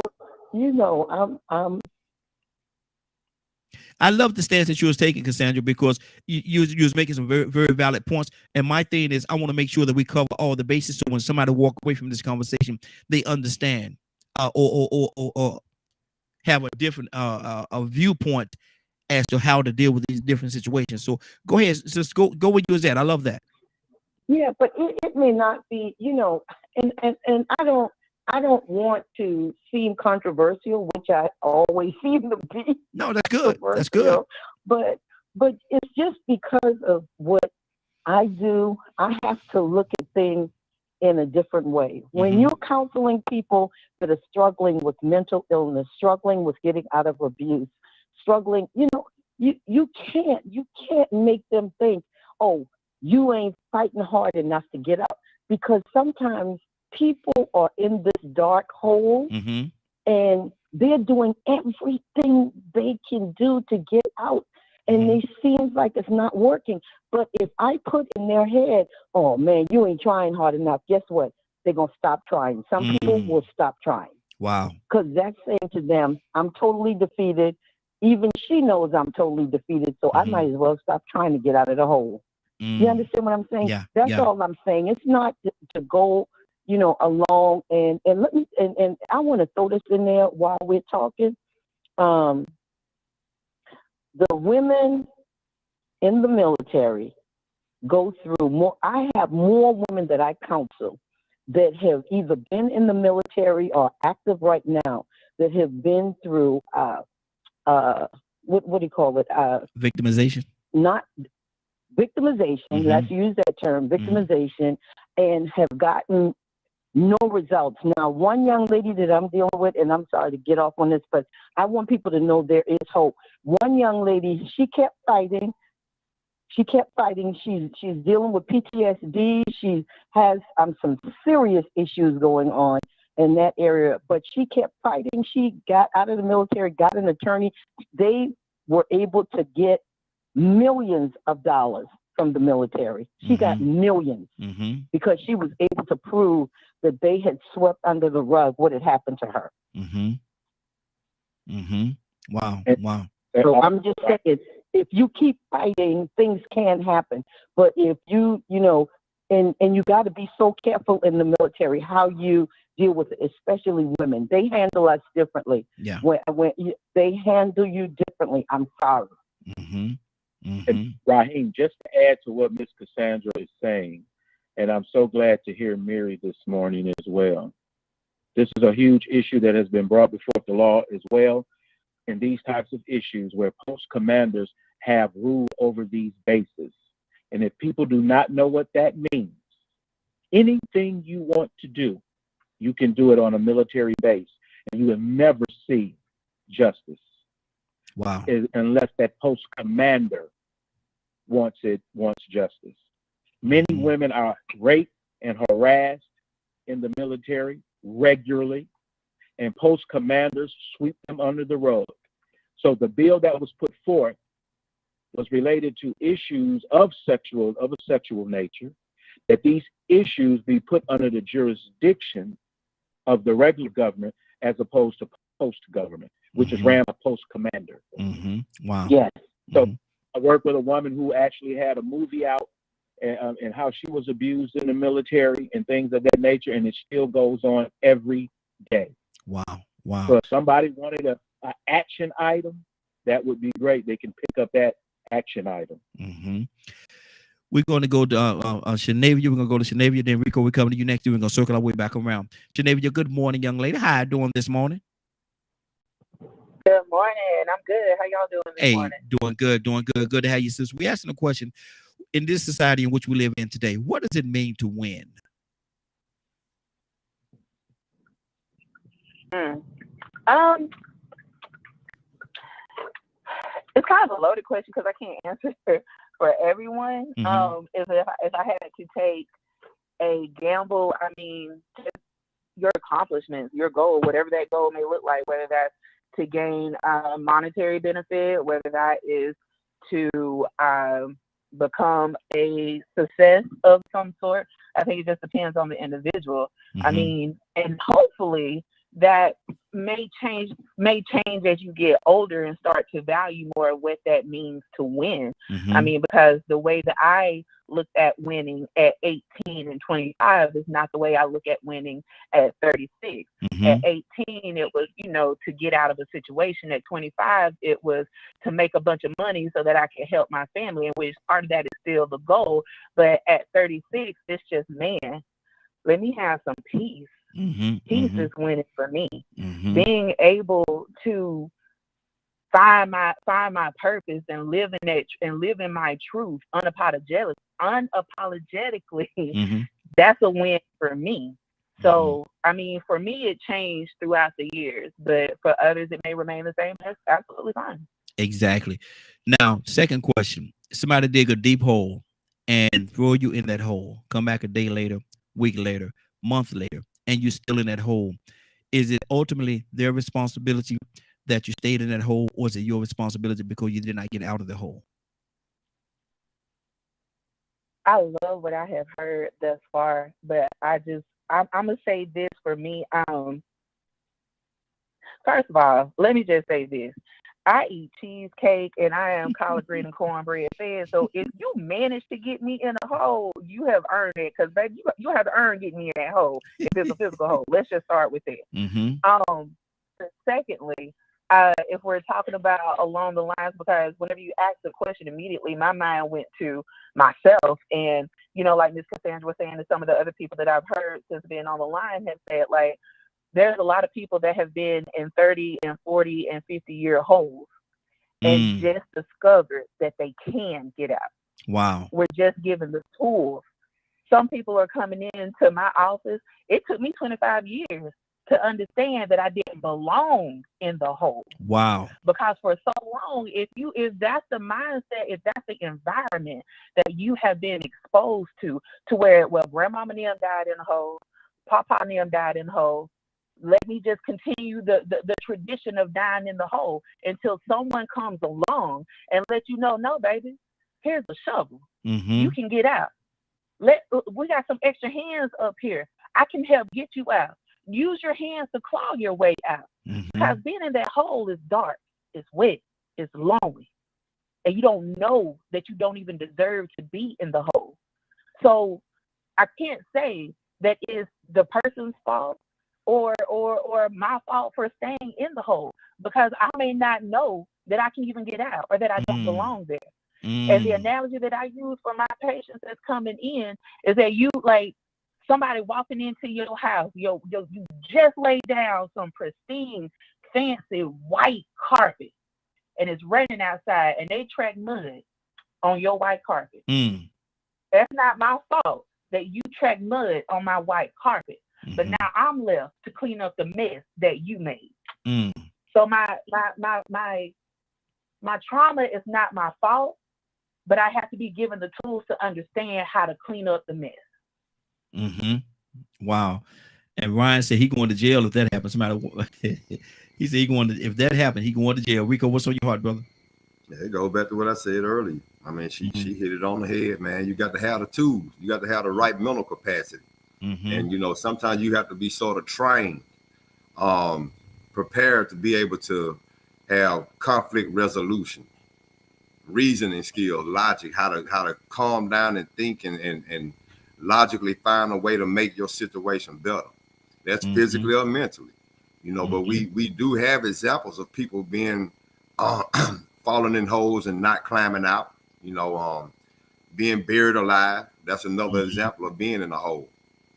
And so, I'm gonna always stick to that point of the fact that if you don't have the proper tools in place, if you don't have access to the tools to get you out of that hole, and you're not born with those tools, it ain't your fault.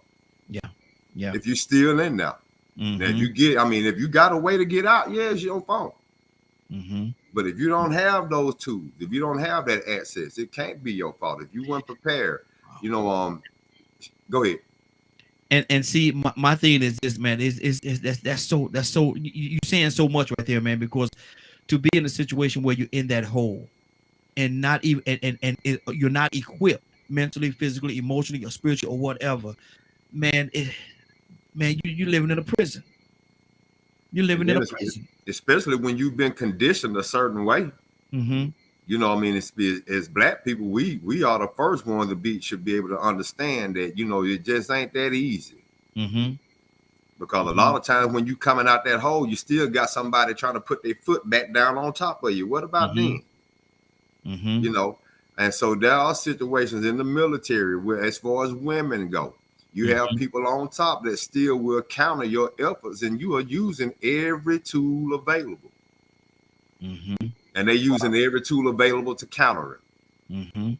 I'm using every tool available to save my son, and she using the same tool to keep me from getting countering. You know, so we have to be considerate, you know what I'm saying? We have to keep that in consideration, that everybody doesn't have the same tool. They weren't prepared the same way. They didn't have the same upbringing. They didn't come from the same environment. They don't have the same information up here to get them out of certain situations. They don't have access to the certain people that can let them know of experiences, so they don't have to go through them. You know, I'm going back to thinking about what you were saying about that. What is a win thing? And you know, man, those wins could be so small or they could be big. But think about the ways that people would try to at least manipulate the momentum of a situation just so it could go in their favor. That's a win. Just manipulating a situation. You might want to get two people to go against each other because it benefits you to have these two people going against each other. Now you got a sinister thought process. You want to see a fight. Let me see if I can start a fight between these two people. And it happens. You won. Why? Because it pleases you. To get to accomplish and succeed in what your agenda was. So that's on any level. I mean, you could put money in it, or you could just manipulating an environment to favor the way you think that environment should go. That atmosphere. If you succeed in something that you want in your heart to accomplish, it will please you. And if it pleases you, it's automatically a win. Absolutely. Even if you're trying to take a woman, if you're trying to rape a woman and you get away with it, it ain't a win for that woman. But for those perpetrators, it's a win for them, a sick win. But it's a win because that's what their intention was to accomplish that goal. I mean, so, you know, we say a lot that, well, you know, we don't want to harp on the negative. And some people do seem to harp on the negative. And I want to let it be known that I think a lot of people that y'all hear speak of on negative, they understand the positive. But sometimes when you are hearing so much positive, you understand that these people don't understand the negative that still exists. And so those people that's in that negative situation, listening to all this positive, saying, you know what? They telling me it's my fault. I can't get out this hole. But every time the police and CPS come over here to try to get me out the house, my mama lied. Wow. And my brother and sister is in the deep freezer. And they believe her over me. Yeah, everybody telling me that it's a way out, but it don't seem like it's a way out. Wow. You know, so I mean, you know, those people that's going through the negative, I believe some of them do actually recognize the positive. But they can't ignore the negative that they still in. My thing is, sometimes does the reality of the situation that you're in and the circumstances that you're in make that hole deeper? In some cases. Yeah, exactly. Badger, what's on your heart, brother? You know, I'm talking on this topic. A really good scenario to also add is, let's say you have a married couple, right? And one of them works very hard to be a peacekeeper in that house, in the house. But the other one has a mental struggle that was caused from 16, 18 years of abuse, psychological abuse. That has greatly altered the way their brain is able to process things. When they're calm and chill, they process things in a very positive manner.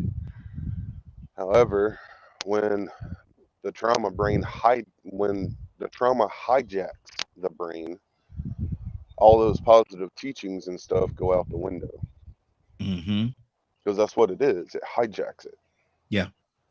So you have to learn skills and coping mechanisms to work on not letting that trauma hijack you as often. There's no guaranteed fix for those for things of that nature. And then you have to add in the fact of like what Rico was saying and other people were saying is, so here they were put in this hole, right? And then you got one that's very supportive, doing their best they can to lift them up out of there. But then on that same flip side, you got those on the outside looking in, even if it's family, that don't take the time to understand the situation.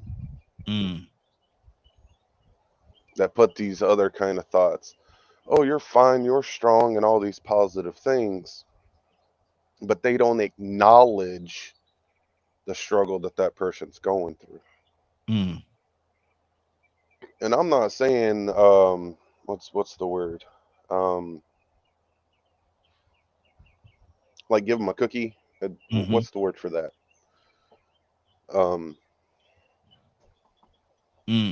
I can't think of the word. I'm sorry, y'all. So if anyone knows what that word could mean, where you're letting a person, you're feeding into that person and allowing them to continue the same bad behavior. Giving them a pass, pretty much. Okay. Yeah. Which is, that can be very harmful. Do what? Enable? Is that what he said? Enable. Thank you. Yeah. Good deal. I could not figure out that word. I got you. But it's like I've talked about autism. And the stereotype involved with that. There's a lot of people on here that think I talk just fine. But you go put me in a place like Walmart and stuff, and I can't even get a management position because of the way I talk. That's a whole different kind of struggle. And so they put me in this hole. Y'all don't, but they do. And I'm fighting and fighting and fighting. I'm training managers. I'm doing everything I can. I've learned all the rules, so on and so on. But those people in power don't like the way I talk. So it's a very open question, because there are people that are struggling with things that they were born with, or they were forced into things from childhood, or as they got older and someone forced themselves, and so on and so on. Trauma is no joke. Being born with a disability is no joke. We can fight and fight and fight every day the moment we wake up and be positive and all this other stuff. But that doesn't get rid of the negative thoughts. That doesn't get rid of the depression, or for me, being on this podcast, absolutely terrified I'm going to say something that offends somebody every single time I'm on here. But that is my personal struggle I have to work through. Doesn't mean it's easy. Yeah. Exactly. Mary, you there?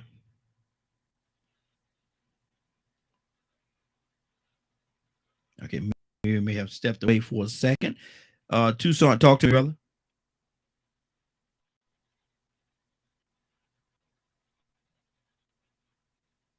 Oh, Tucson. Oh, yeah, that's right. Tucson. He can't find that mute button.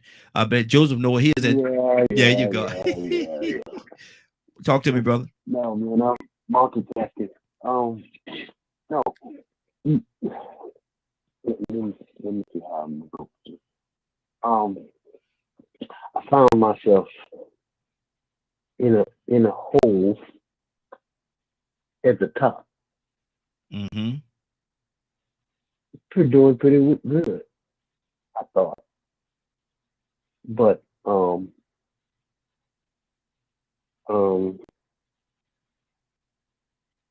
had to think it through,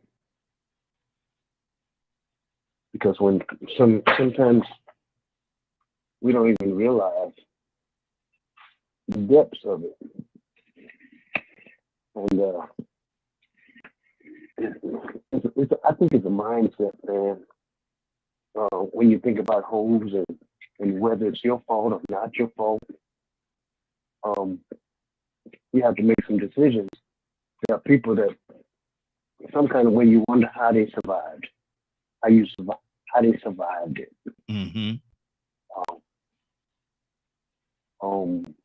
Persistence, the will to not give up, some of it, I don't know. I don't know if some people don't like the word luck or good faith or divine intervention or a plan for your life. Mm. Because sometimes is to get where you're going, you got to start in the hole. Mm. Wow. That's a rough deal because none of it's your fault. Mm-hmm. Favor causes you to get in the hole because of jealousy and envy. That sometimes people, even unfortunately parents, see their children with potential to the point where they can be more than they want to do. They wasn't able to accomplish certain things, so they blame the kid for their actions. There's so much in this, Raheem. I can go all over the place, really. Yeah, there's a lot. Because think about a guilt trip that parents, unfortunately,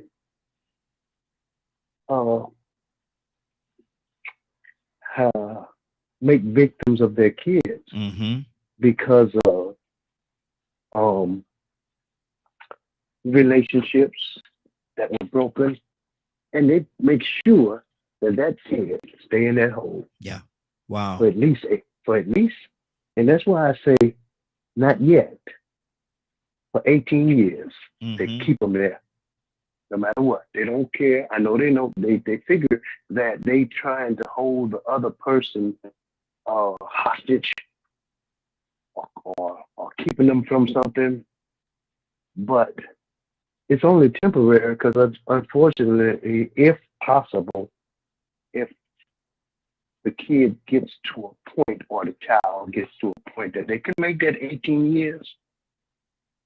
I know I didn't start with this, but I thought about it. If you can get 18 years out the way, I know it's a long time for some people, but I look back now and 18 years ain't that long. Mm-hmm. So time and chance happens to us all. We just got to wait. There's so much in Raheem. I don't know where you get this one from, but you can't. Sometimes you can't blame the one in the hole. Yeah. Because people sabotage you. People jump in your life and manipulate. Mm-hmm. They're predators. Sometimes the safest place is in the hole. Wow. That's a whole different. That's a whole different look on it right there. Sometimes the safest place is inside of the hole. Ryan, talk to me, brother.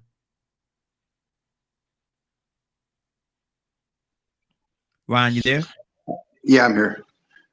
Took me a second to turn off the mute button. Yeah, I agree with Tucson. Sometimes best spot is in the hole. Mm-hmm.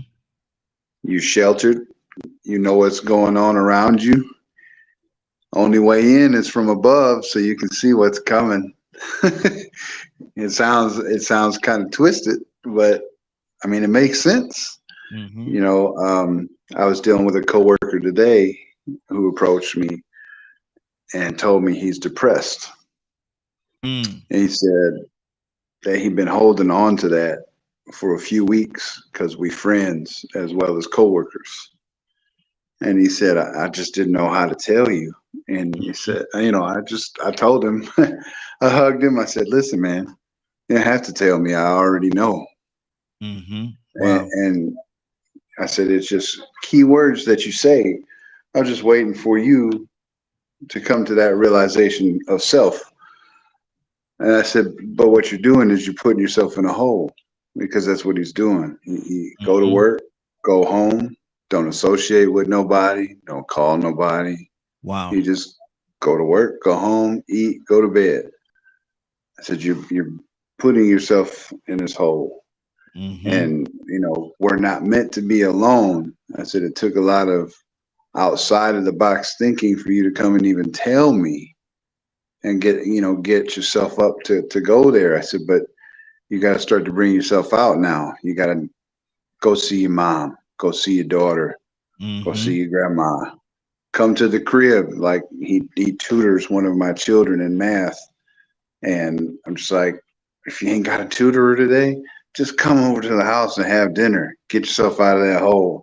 Because every time you come over and we talk and we have these conversations that we have, you always feel so much better when you leave, and then you go home and put yourself back in that hole. I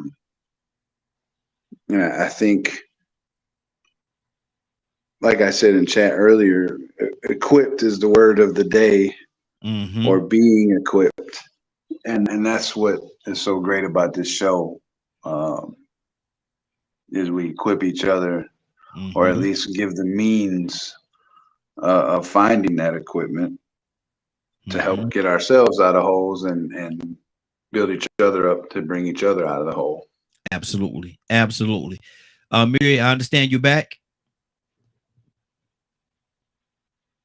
Mary? I am indeed. Okay. What's on your heart? Oh, I'm just listening. I'm trying to see where we're at now. Okay. I had to click over. I got a phone call. Oh, okay. Well, I'm gonna come back to you and let you listen in for a minute, and we'll come right back to you. But I know Miss Navy got something on her heart. Miss Navy, what's on your heart?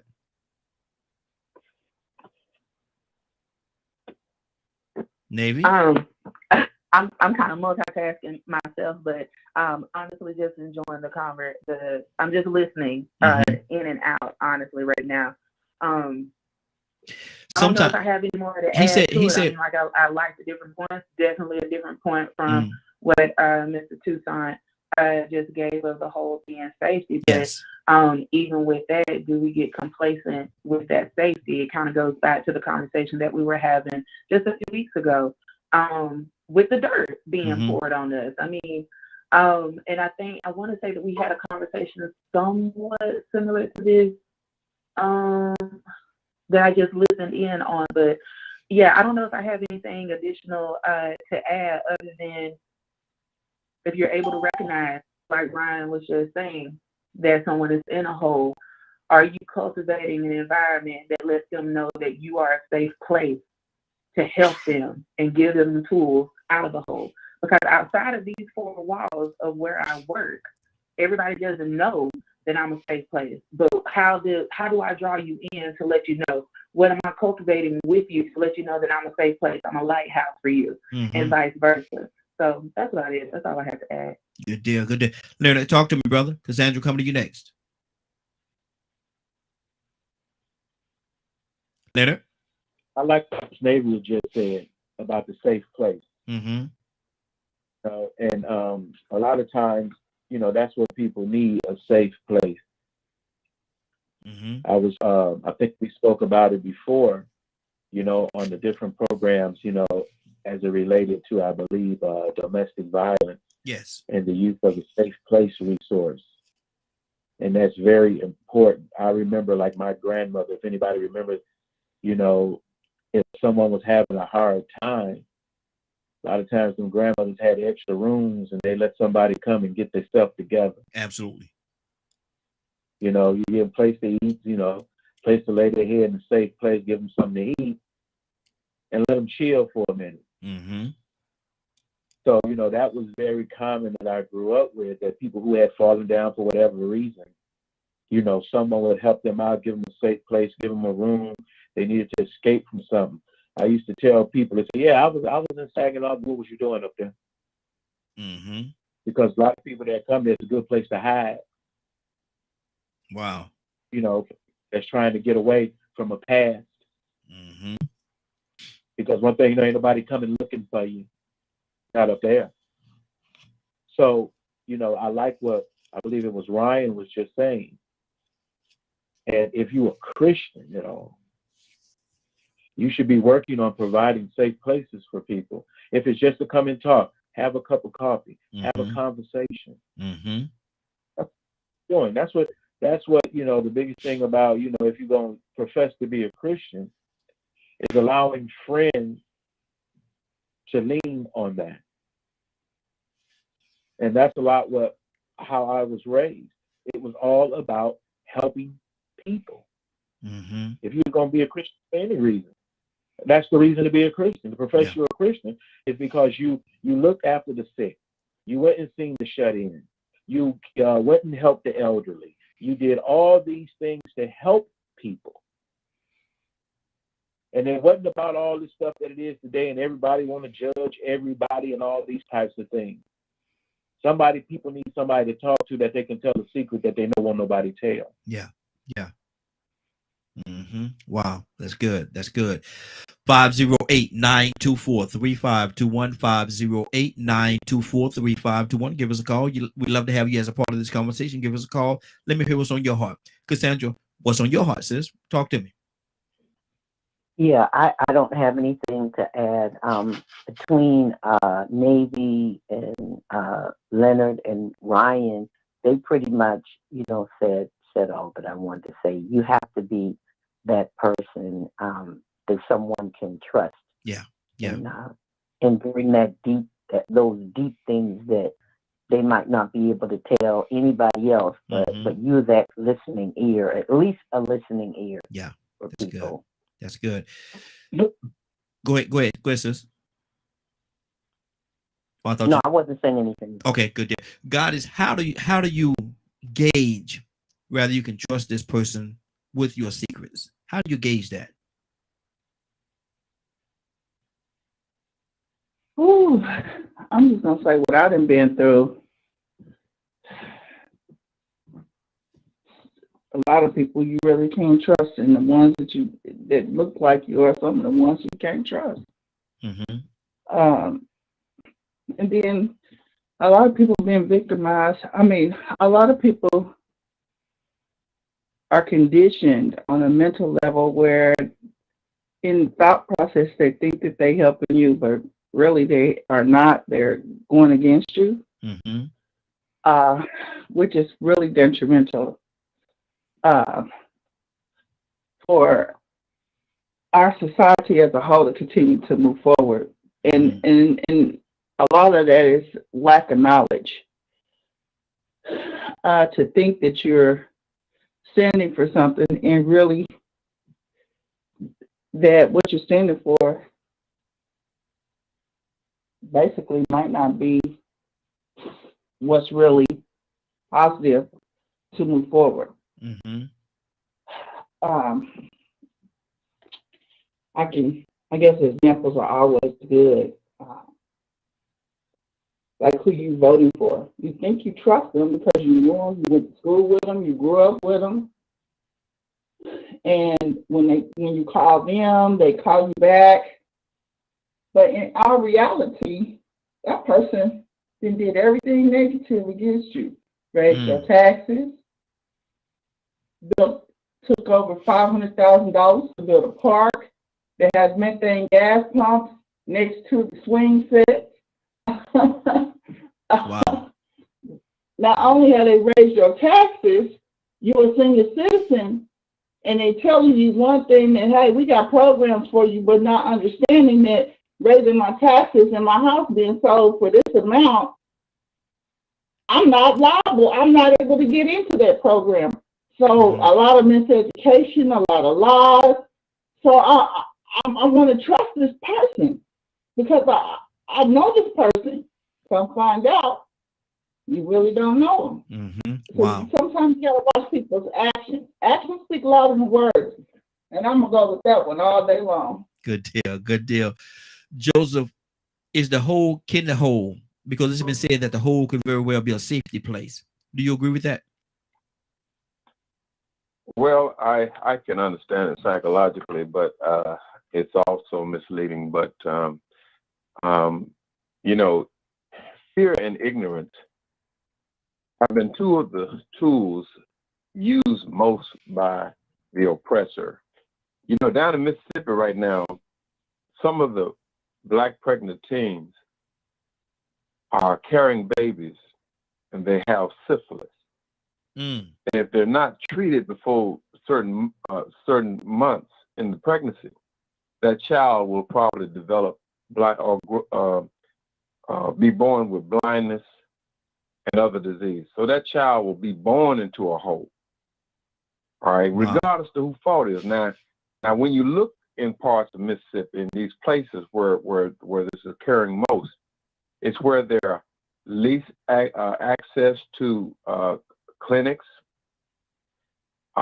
Usually the persons are poor and they don't have an advocate, or they haven't developed the understanding to advocate for themselves. And that, but those with power knows what's going on. See, people study us, and they use ignorance and fear. Now, fear has been used against us for a long time, lynching and all of those kind of things. But when you overcome that fear and you develop a sense of courage, and you say, "I don't give a darn if I die," then now you're in a different category. Now, I like to watch the Animal Channel. In Africa, there are some otters in Africa in a certain lake. I don't care if you're a crocodile, alligator, or lion, or whatever. You better not get in that doggone lake with those otters. They'll team up on you and they'll cut you like a razor. They don't play the radio. And the porcupine, I don't care if it's a pack of lions. If you mess with that porcupine, you gonna get needled. And most lions don't want to deal with that. So when you have courage, and I heard the sister talking about the military. About 94 or 95, I was the president of Clayton County NAACP. Fort Gillem is in Clayton County. Yes. The Third Army was there, and a group of soldiers brought some complaints to us, and so I had to think it through. Now, I've been in the military, and I know how much power they got. So I had to think it through. I said, now, okay, we get in this fight. I need to know what's going to be my next step, because I know the military has a strategy. So I said, I got to figure out my next step before I go into this battle. Now, the case was good. It was discrimination. These soldiers were being discriminated against. And the case was good. And when I looked at it real carefully and looked at the argument, I said, yeah, you got a good case. So I sent a letter. I got the address to the general over the Third Army. I sent a letter directly to the general, and I said, I need to meet with you. You know, I need a meeting concerning these particular soldiers, concerning this case, and these people are involved. The who, what, when, where, and how. I gave the general all of that. Well, he sent a name to me of the officer that I was to meet with, along with those complainants. Now, I said, okay, now this guy could be playing me or strategizing and trying to, smooth it over.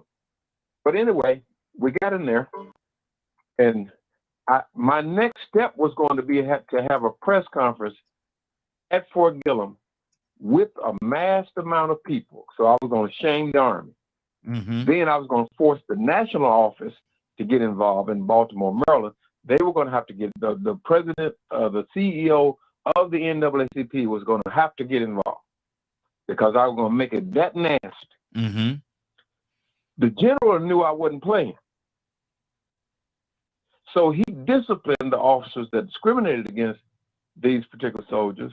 And when I met with his underling, they informed me what took place and what was going to happen to make those complainants whole. And then the complainant got back with me and told me how they were made whole. So we averted having to use drastic means. But what I was determined to not be is afraid. Absolutely. Can't fear nothing and nobody. And we need to strengthen these civil rights organizations, join them, strengthen them, and if we have to raise some sand, man, we raise sand. But one thing we will not succeed in. We will not succeed if we're afraid. Absolutely. And the forces that be want to force us. Yeah, they want to force us to be complacent. They want to force us to say, well, it's no use. Just give up. I refuse to give up. Good deal. I'm going to be like those otters in that lake in Africa. Preacher. Now we got 3 minutes, preacher. Now, preacher, you don't went about 45 minutes. Preacher. See, look here. Sometimes we give the opposition too much power. We give them too much power. And Rico and preacher still going. Look at preacher. Preacher, I gotta go to Don't give somebody. them that power. Look, we got people power. Okay, good deal. Stay right there, preacher. Preacher. Stay right there, preacher. Hold on. Rico, what's on your heart, brother? Preacher ain't gonna stop, man. Preacher gonna keep going. Go ahead, Rico. What's on your heart? I mean, where you at right now? You still on the whole thing? Or? Yes. Yeah, we're still talking about. I know you said something about keeping a secret. Well, we talked about that as well. You know, who do you trust? Because we ventured over to a situation where we was talking about being able to talk to somebody and confide in somebody, and ask the question, who do you trust? How do you know that you can trust this person and confide your secrets in them? Well, once again, man, you know, we sentient beings. Mm-hmm. Once we feel comfortable, even if somebody makes us feel comfortable and their intention is to make us feel comfortable, once they get us to the point where we're comfortable with them or we believe we're comfortable with them, then we start letting our walls down a little bit. We let our guards down a little bit. So I think obviously, you know, we'll try to say, well, this is how you tell somebody your secrets. You know, this is what you look for. You can say all these different things about how to tell if a person is untrustworthy. Mm-hmm. But what you don't know is that person is manipulating you to make you believe they're trustworthy. And then you think, okay, now this seems like a suitable person that I can open up to. Mm-hmm. I can let them know these little things. I can let them know my inner workings or whatever. And come to find out later on that they use it against you. Maybe you have an argument and they come back and say, yeah, that's why your daddy was sleeping with you when you was young. Oh my God, I never told anybody that. Now you told. Mm-hmm. You got mad. Mm-hmm. I thought I could depend on you. I thought I could trust in you. I thought I could confide in you. And you told my secret. Mm-hmm. Whether it was good or bad, maybe somebody did need to know.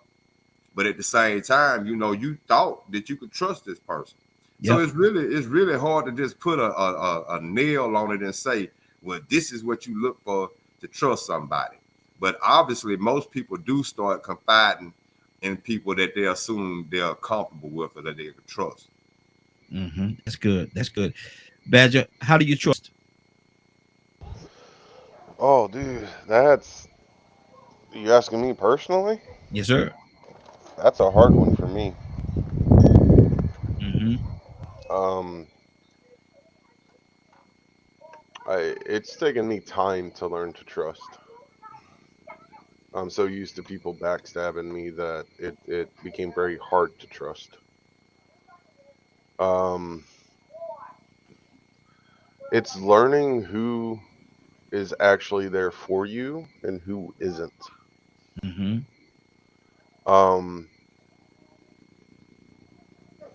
And when you're struggling the most, that's when you'll find out who's actually there for you or not. Mm-hmm. The ones that don't expect anything from you, the ones that actually want you around to enjoy a conversation, nothing else, just a conversation. Mm-hmm. Those are people I trust. Wow. The ones that ain't out for anything, just to be able to, hey, want to chat? I'm like, and that's it. Having good conversation without having to worry about anything else. To have a spouse that will do anything for you. Mm-hmm. You know, wow. Asking me about trust is very difficult because it's very hard to gain mine. Good deal. Cassandra, how do you trust?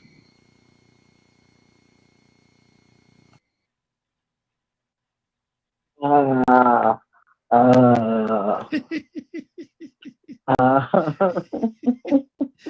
doggone Cassandra, boy. Lord. How do I trust? I'm gonna be totally honest. Y'all don't want to hear my answer because it's like a spiritual thing for me. Mm-hmm. It's within discernment. Your discernment will tell you whether you can trust the person or not. And I'm sorry, people probably don't want to hear that, but that's how I how I gauge whether I can trust the person. My spirit lets me know. Gotcha. I know people that I can trust. And the older I've gotten, the better it's gotten. So I can definitely, I definitely know. Okay, good deal. Mary, how do you know when you can trust? I agree with it being discernment. I'm still working on mine. So, but I agree that it is discernment to tell you if you can trust someone or not. Cause we don't know. People are interesting. People are gonna be people. Yeah. Good I deal. Agree with Mr. Sandra. Absolutely. Good deal. Ryan, how do you know, brother, when you can trust somebody?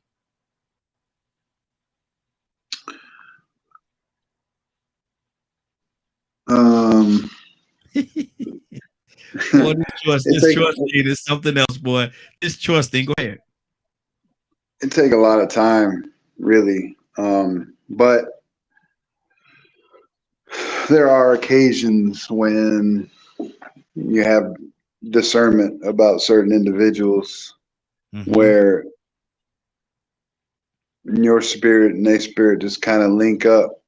You could have the shystiest dude on your team and he'll run and tell everything about everybody, but you and him have that connection where he ain't saying nothing about you. Got nothing to say. And I've experienced that in my life where people run and tell everything, and you got this one guy and he holds you down.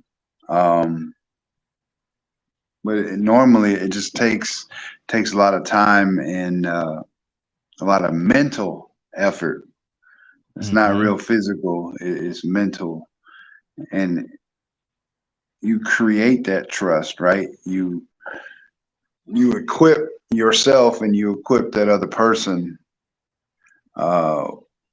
with the means. So that's engaging in dialogue, engaging in conversation, throwing little bits of stuff out there at a time. Like there's no real algorithm, if you will, or recipe to create trust, right?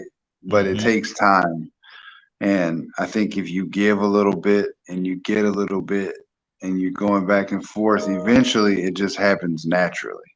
Good deal. And it just, you got to put in that effort. Good deal. Shanavia, how do you know when you can trust? Do you trust?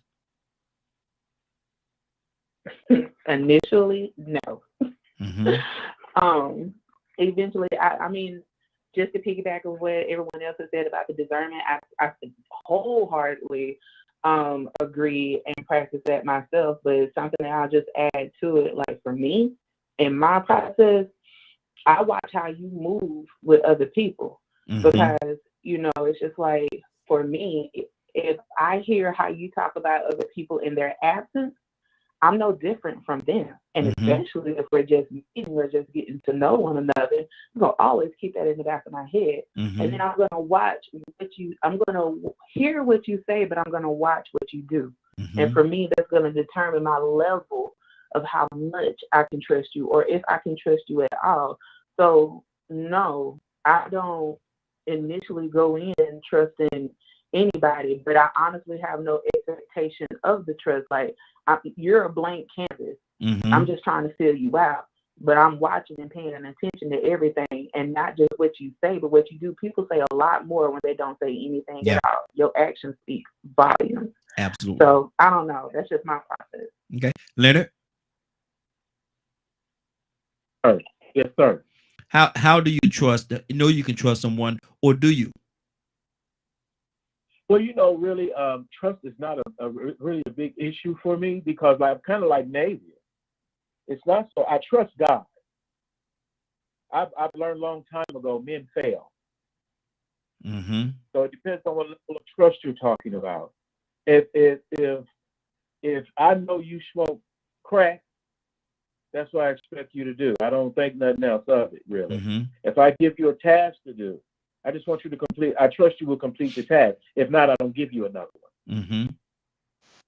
So it's to me, when people talk about trust, I understand the way a lot of people use it, because a lot of people give their all to folks, and they never should do that, in my opinion.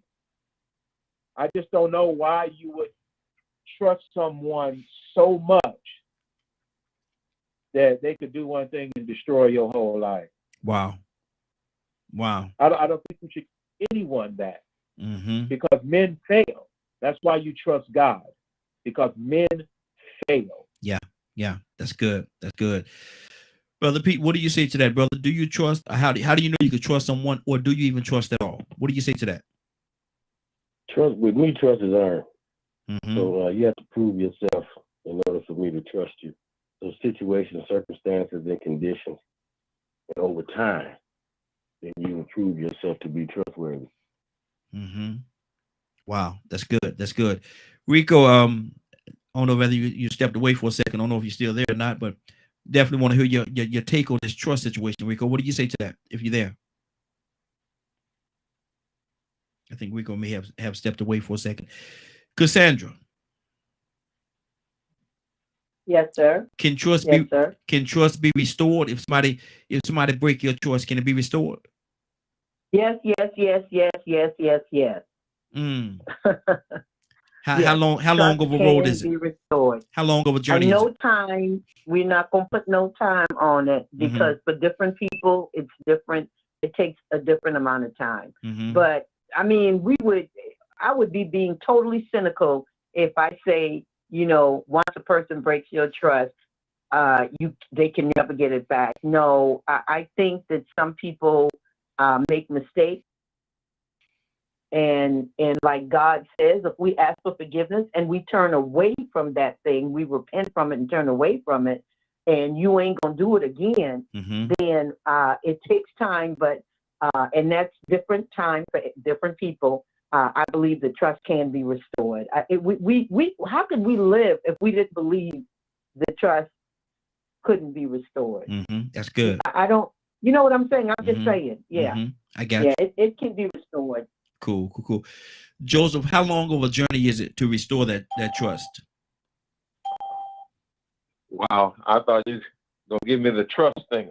I'm not sure about the longer journey, but I read a scripture that says, "Do not hear every whisper, lest you hear your very servants curse you." And that scripture goes on to say, "You yourself know that you have spoken, bad about somebody else behind their back," or, something to that effect. I remember reading that scripture in a quiet time and really reflecting on that thing and thinking about myself. And I think we all have gone back and said something, negative about somebody else. So when I hear people speaking negative about me, I take it like that. Hey, this is what goes around comes around kind of situation. So as far as trusting, I'm like the other caller said, I watch your actions, and I don't know how long a journey that'll take for you could be restored, because I don't feel like we are angels yet. So I know I'm not.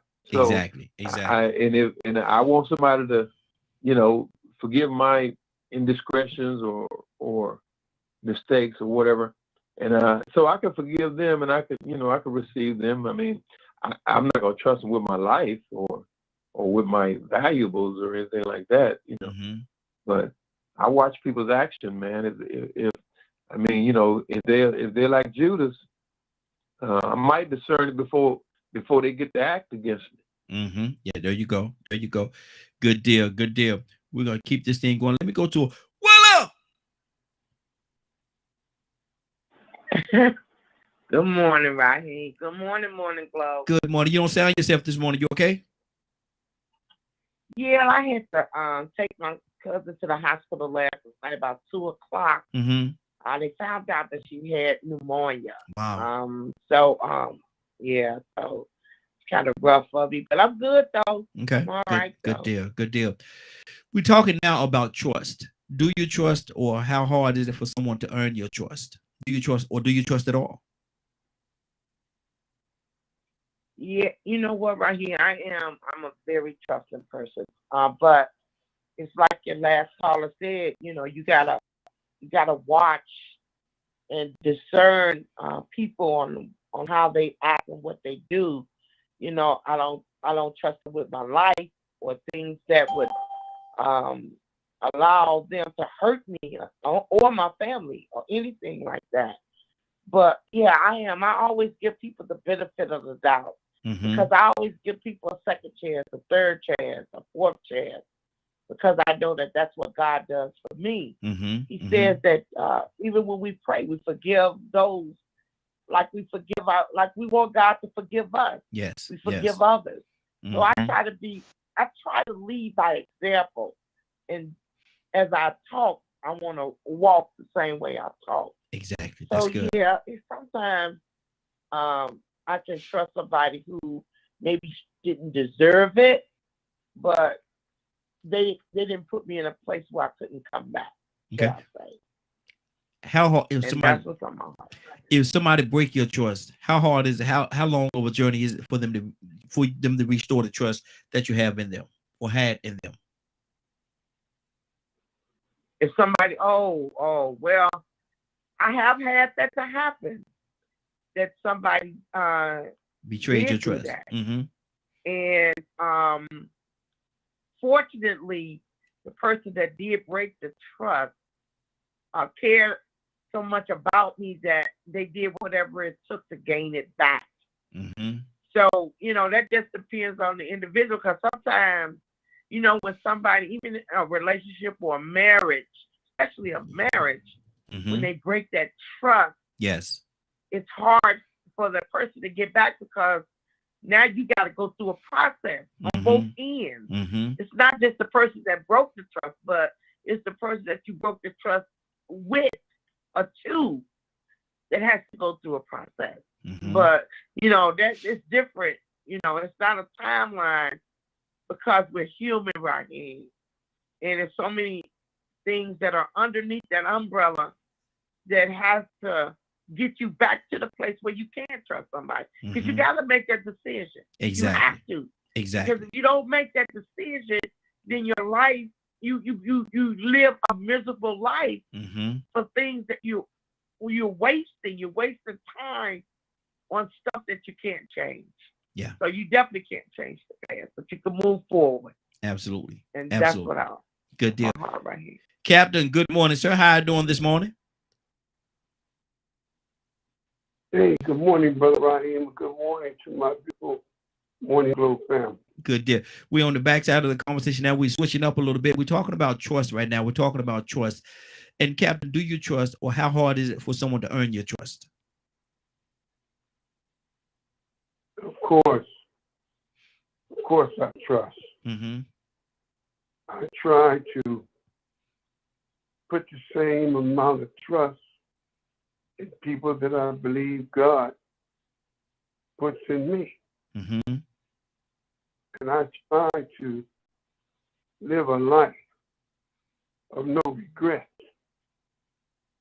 When you trust someone, you're free of the anxiety of mistrust. Mistrust is not only a mental anguish, but mistrust can lead one into depression and despair. Always look at someone who have betrayed your trust, whether they know it or don't know it. It's painful because now everything they say, you can't believe a word that come out their mouth. You're not be able to put any kind of responsibility or even take their word for anything. But I trust. And of course, I've had many people that have betrayed my trust. But as the Bible said, like Jesus, how many times should I forgive my brother? 70 times? Jesus said 70 times 70. The only difference between that is I'm not Jesus. Yeah. I don't know about this 70 times 70. That's a lot. But I do. Yeah, it's a lot. I do give a person most certainly another chance and maybe a second. When you have a family member that is in have an alcohol addiction, when they say they're not drinking, you put your trust in them that what they're saying is true. But because of the alcohol addiction, they have lied and deceived you. Yeah. And when you find out they have lied and deceived you, it's hard to trust them again. But you do it again, and they may lie and deceive you again. But after a while, the person that lie and deceive you, once they are sincere with their word, they become disappointed because you doubt their word. And everything they do, you question their word. And they got the nerve to be angry because they have the nerve to say, you don't trust me. And that is true. Trust is a hard thing to earn.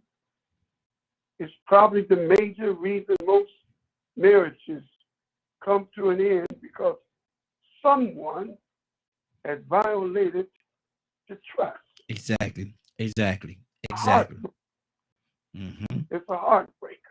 Yes, sir. So yeah, I'll trust again, but you better bet and believe it would be with some suspicion and a little doubt, and they must earn it back, and you can.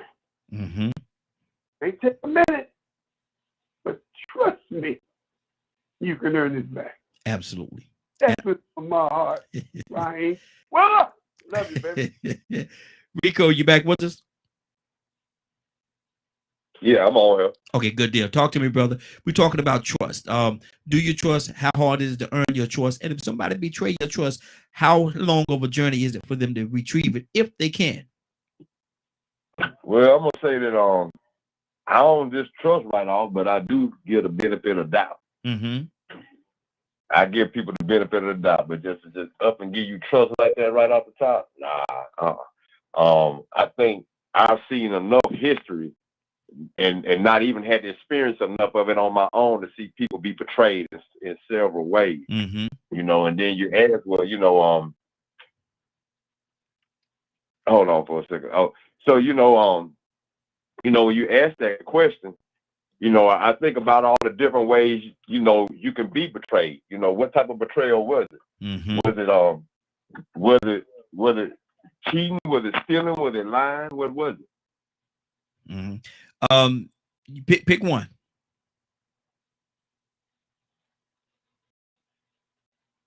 Rico? Did we lose Rico? I'm right there. Okay, good deal. I'm still right there. So I'm looking at that end of it, and I think how do I judge how to trust somebody? I look at the character. I look at the consistency.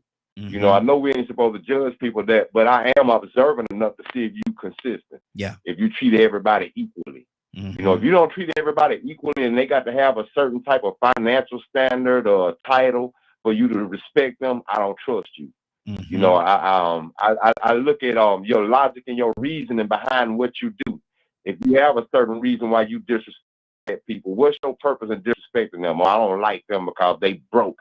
Well, nah, wait a minute. Hold on. Yeah. You get what I'm saying? So there has to be some reasoning behind your actions. And if they don't come off as just humane, open-minded, if you come off as sort of, judgmental or prejudiced, I won't trust you.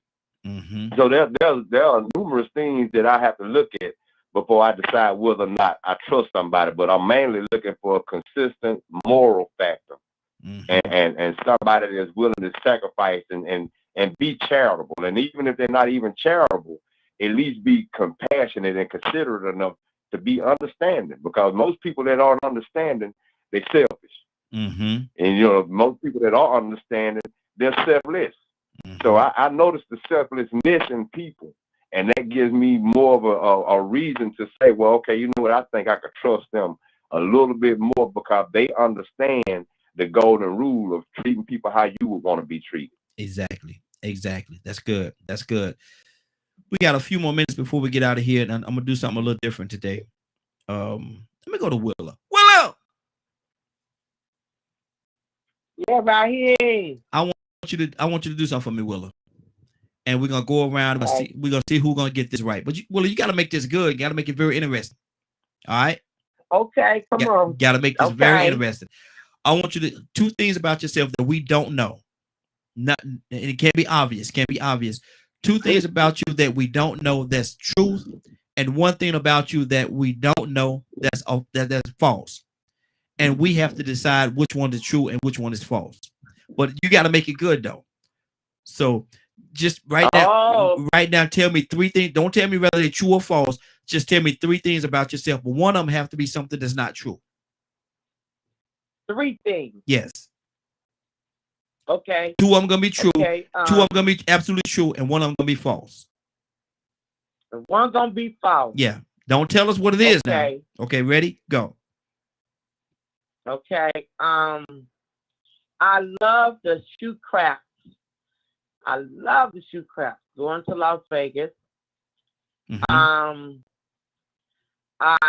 like to drink probably a little Henderson every now and then. And I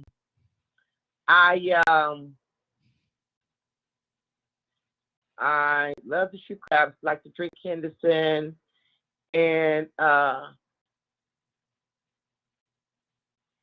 lend money all the time when people need it. Well, I think I know which one is the false one already. I think I know, because when you said that Hennessy, you kind of threw me off a little bit. But but let me go. We'll go to Cassandra. Cassandra, pick one. Which one of those three is not true?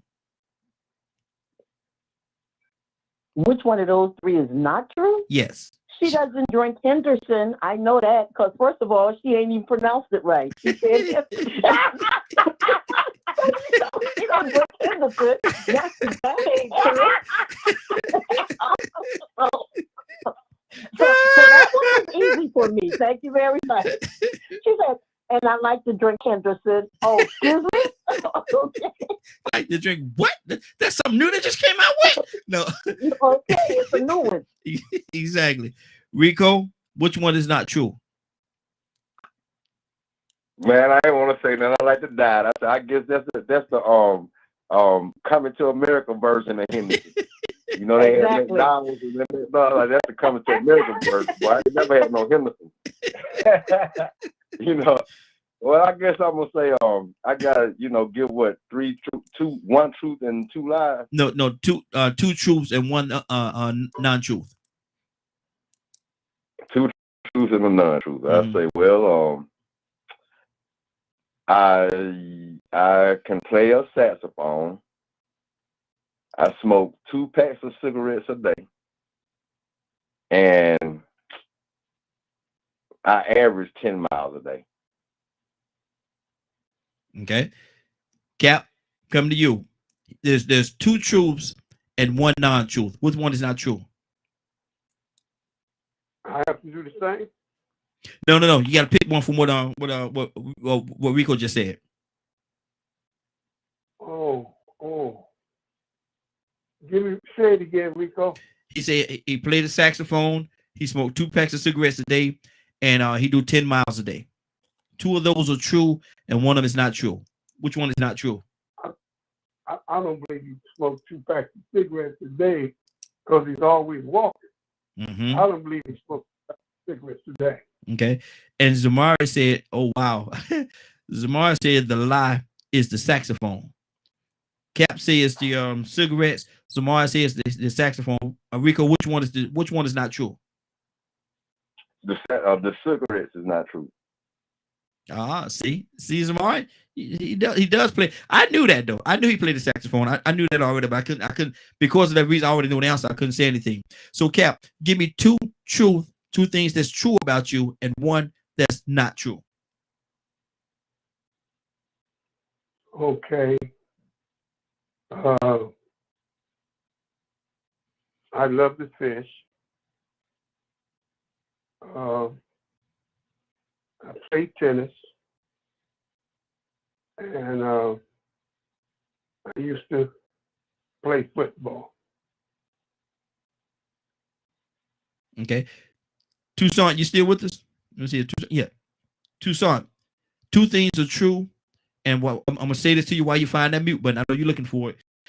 Two things are true, and one thing is not true. He said he loved to fish, tennis, and play football. Which one is not true?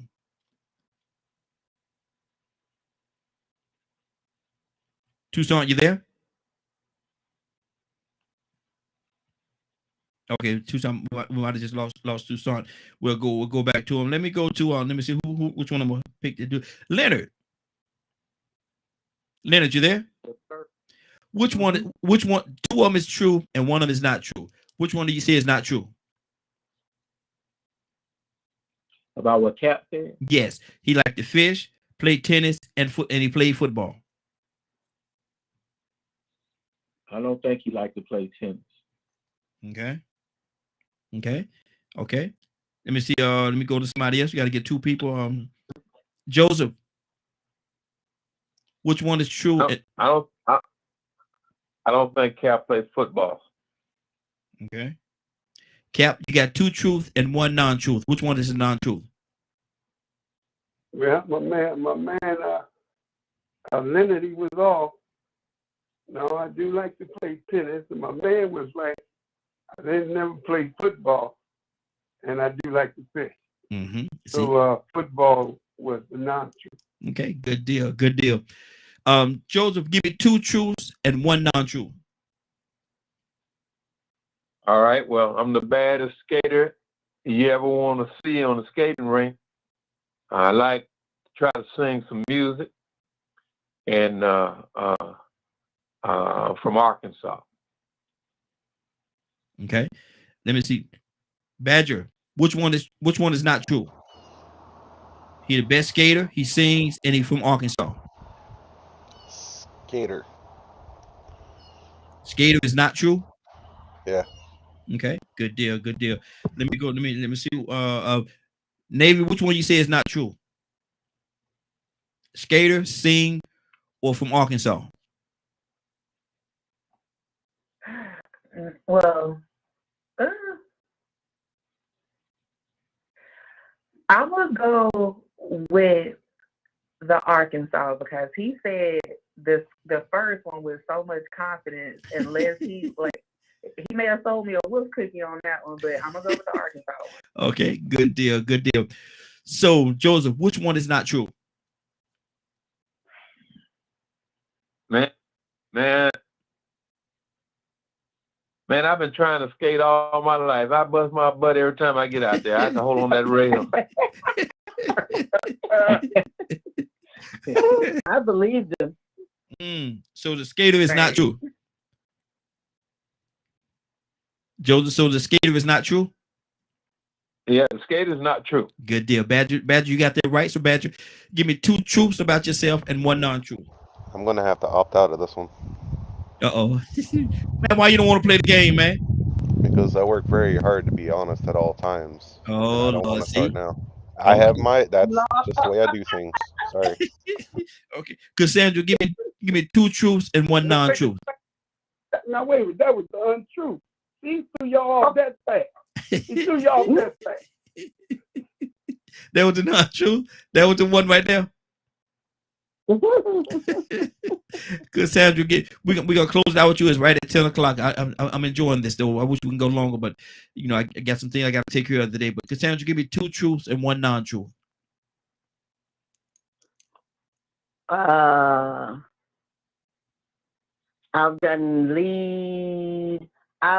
been a lead actor on ID Channel.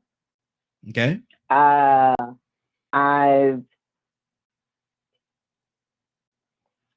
I have a Lifetime Achievement Award from the White House. And I'm a fashionista. Okay.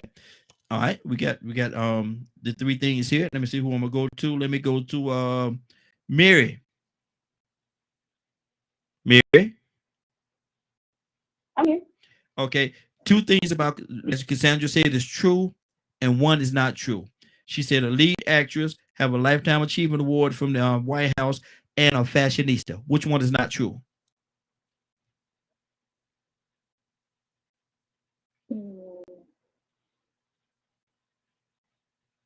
I'm gonna go with the White House. Okay. Okay. That's Mary. Let me go to Willow. Which one is not true? You know, that's a pretty hard one because I can see her doing all of that.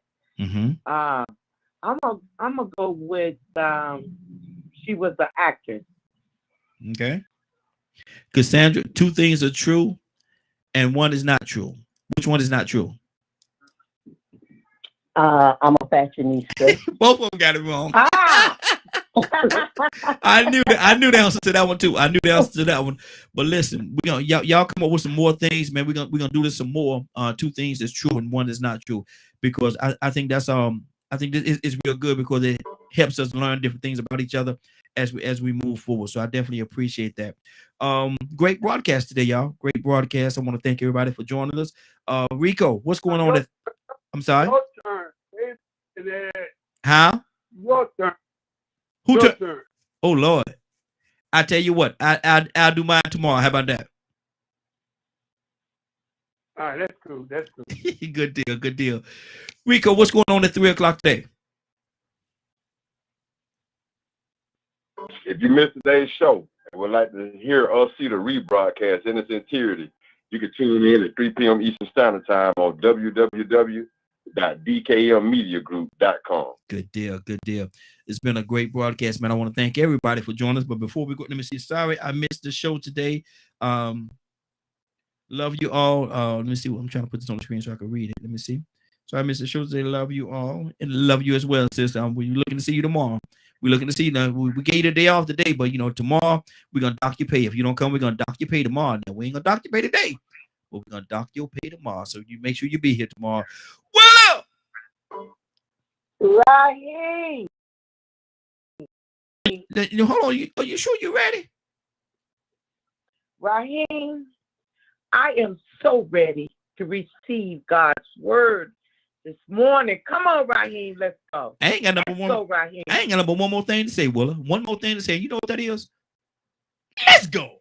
Let's go. Let's go, Raheem. Let us all go to the throne of grace this morning. Father, we thank you so much for waking us up this morning, giving us another opportunity to get it right with you, another opportunity of life, Lord, another opportunity to show you, Lord, how much we appreciate you allowing us to get up.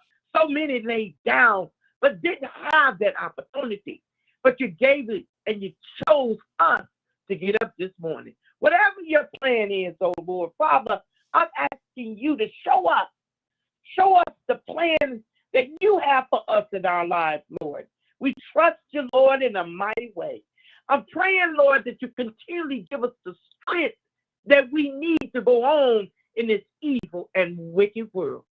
Help us, oh Lord, by continually giving us the knowledge, the understanding, and the wisdom that we need, Lord. Father, you said it in your word that you will not have us to be ignorant, and we trust your word, Lord. We trust your word and also your promises, Lord, that you keep, even when we don't. Father, we love and honor and pray that people today who are lost and don't know you for the pardon of their sins, that you tear back those strongholds, Lord. Father, I believe that you're going to do it, and I trust you, Lord. I'm praying for my cousin this morning, Lord.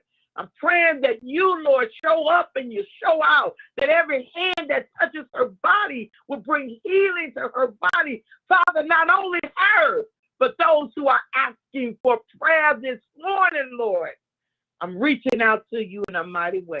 I'm asking for a miracle to show up in our lives, Lord, where we'll come back with a praise report, knowing that it was only you, Lord, that did it in our lives.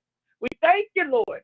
We honor, we glorify you, and we thank you for the power that you allow the Holy Spirit to give us each and every day.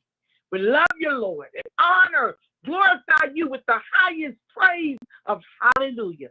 We thank you for the morning glow. We thank you, Lord, for Raheem and his family. I'm asking you to touch and bless each and every last one that's on this line of the sound of my voice. In Jesus' name, amen, amen, and amen. We thank and honor you, Lord. Yes, In Lord. your son, Jesus' name, amen. Amen. Amen. It's been a great broadcast. I want to thank everybody for joining us this morning. That I want to thank you for allowing DK, your media group and associates, and the Morning Glow for being a part of your morning. It is now, what time is it? 10:06. You're about to exit the Morning Glow. But before you go, I want you to do me two favors, if you will. One, I want you to continue to pray for us, because we are certainly praying for each and every one of you. Number two, why this is real simple, I want you to go out there, find somebody, and give them a hug, because you never know. It could be the only hug that they get, or it could very well be their last. Love you, and ain't nothing you could do about it. Have a great day and a better tomorrow. And we shine some of this light on you from the Morning Glow.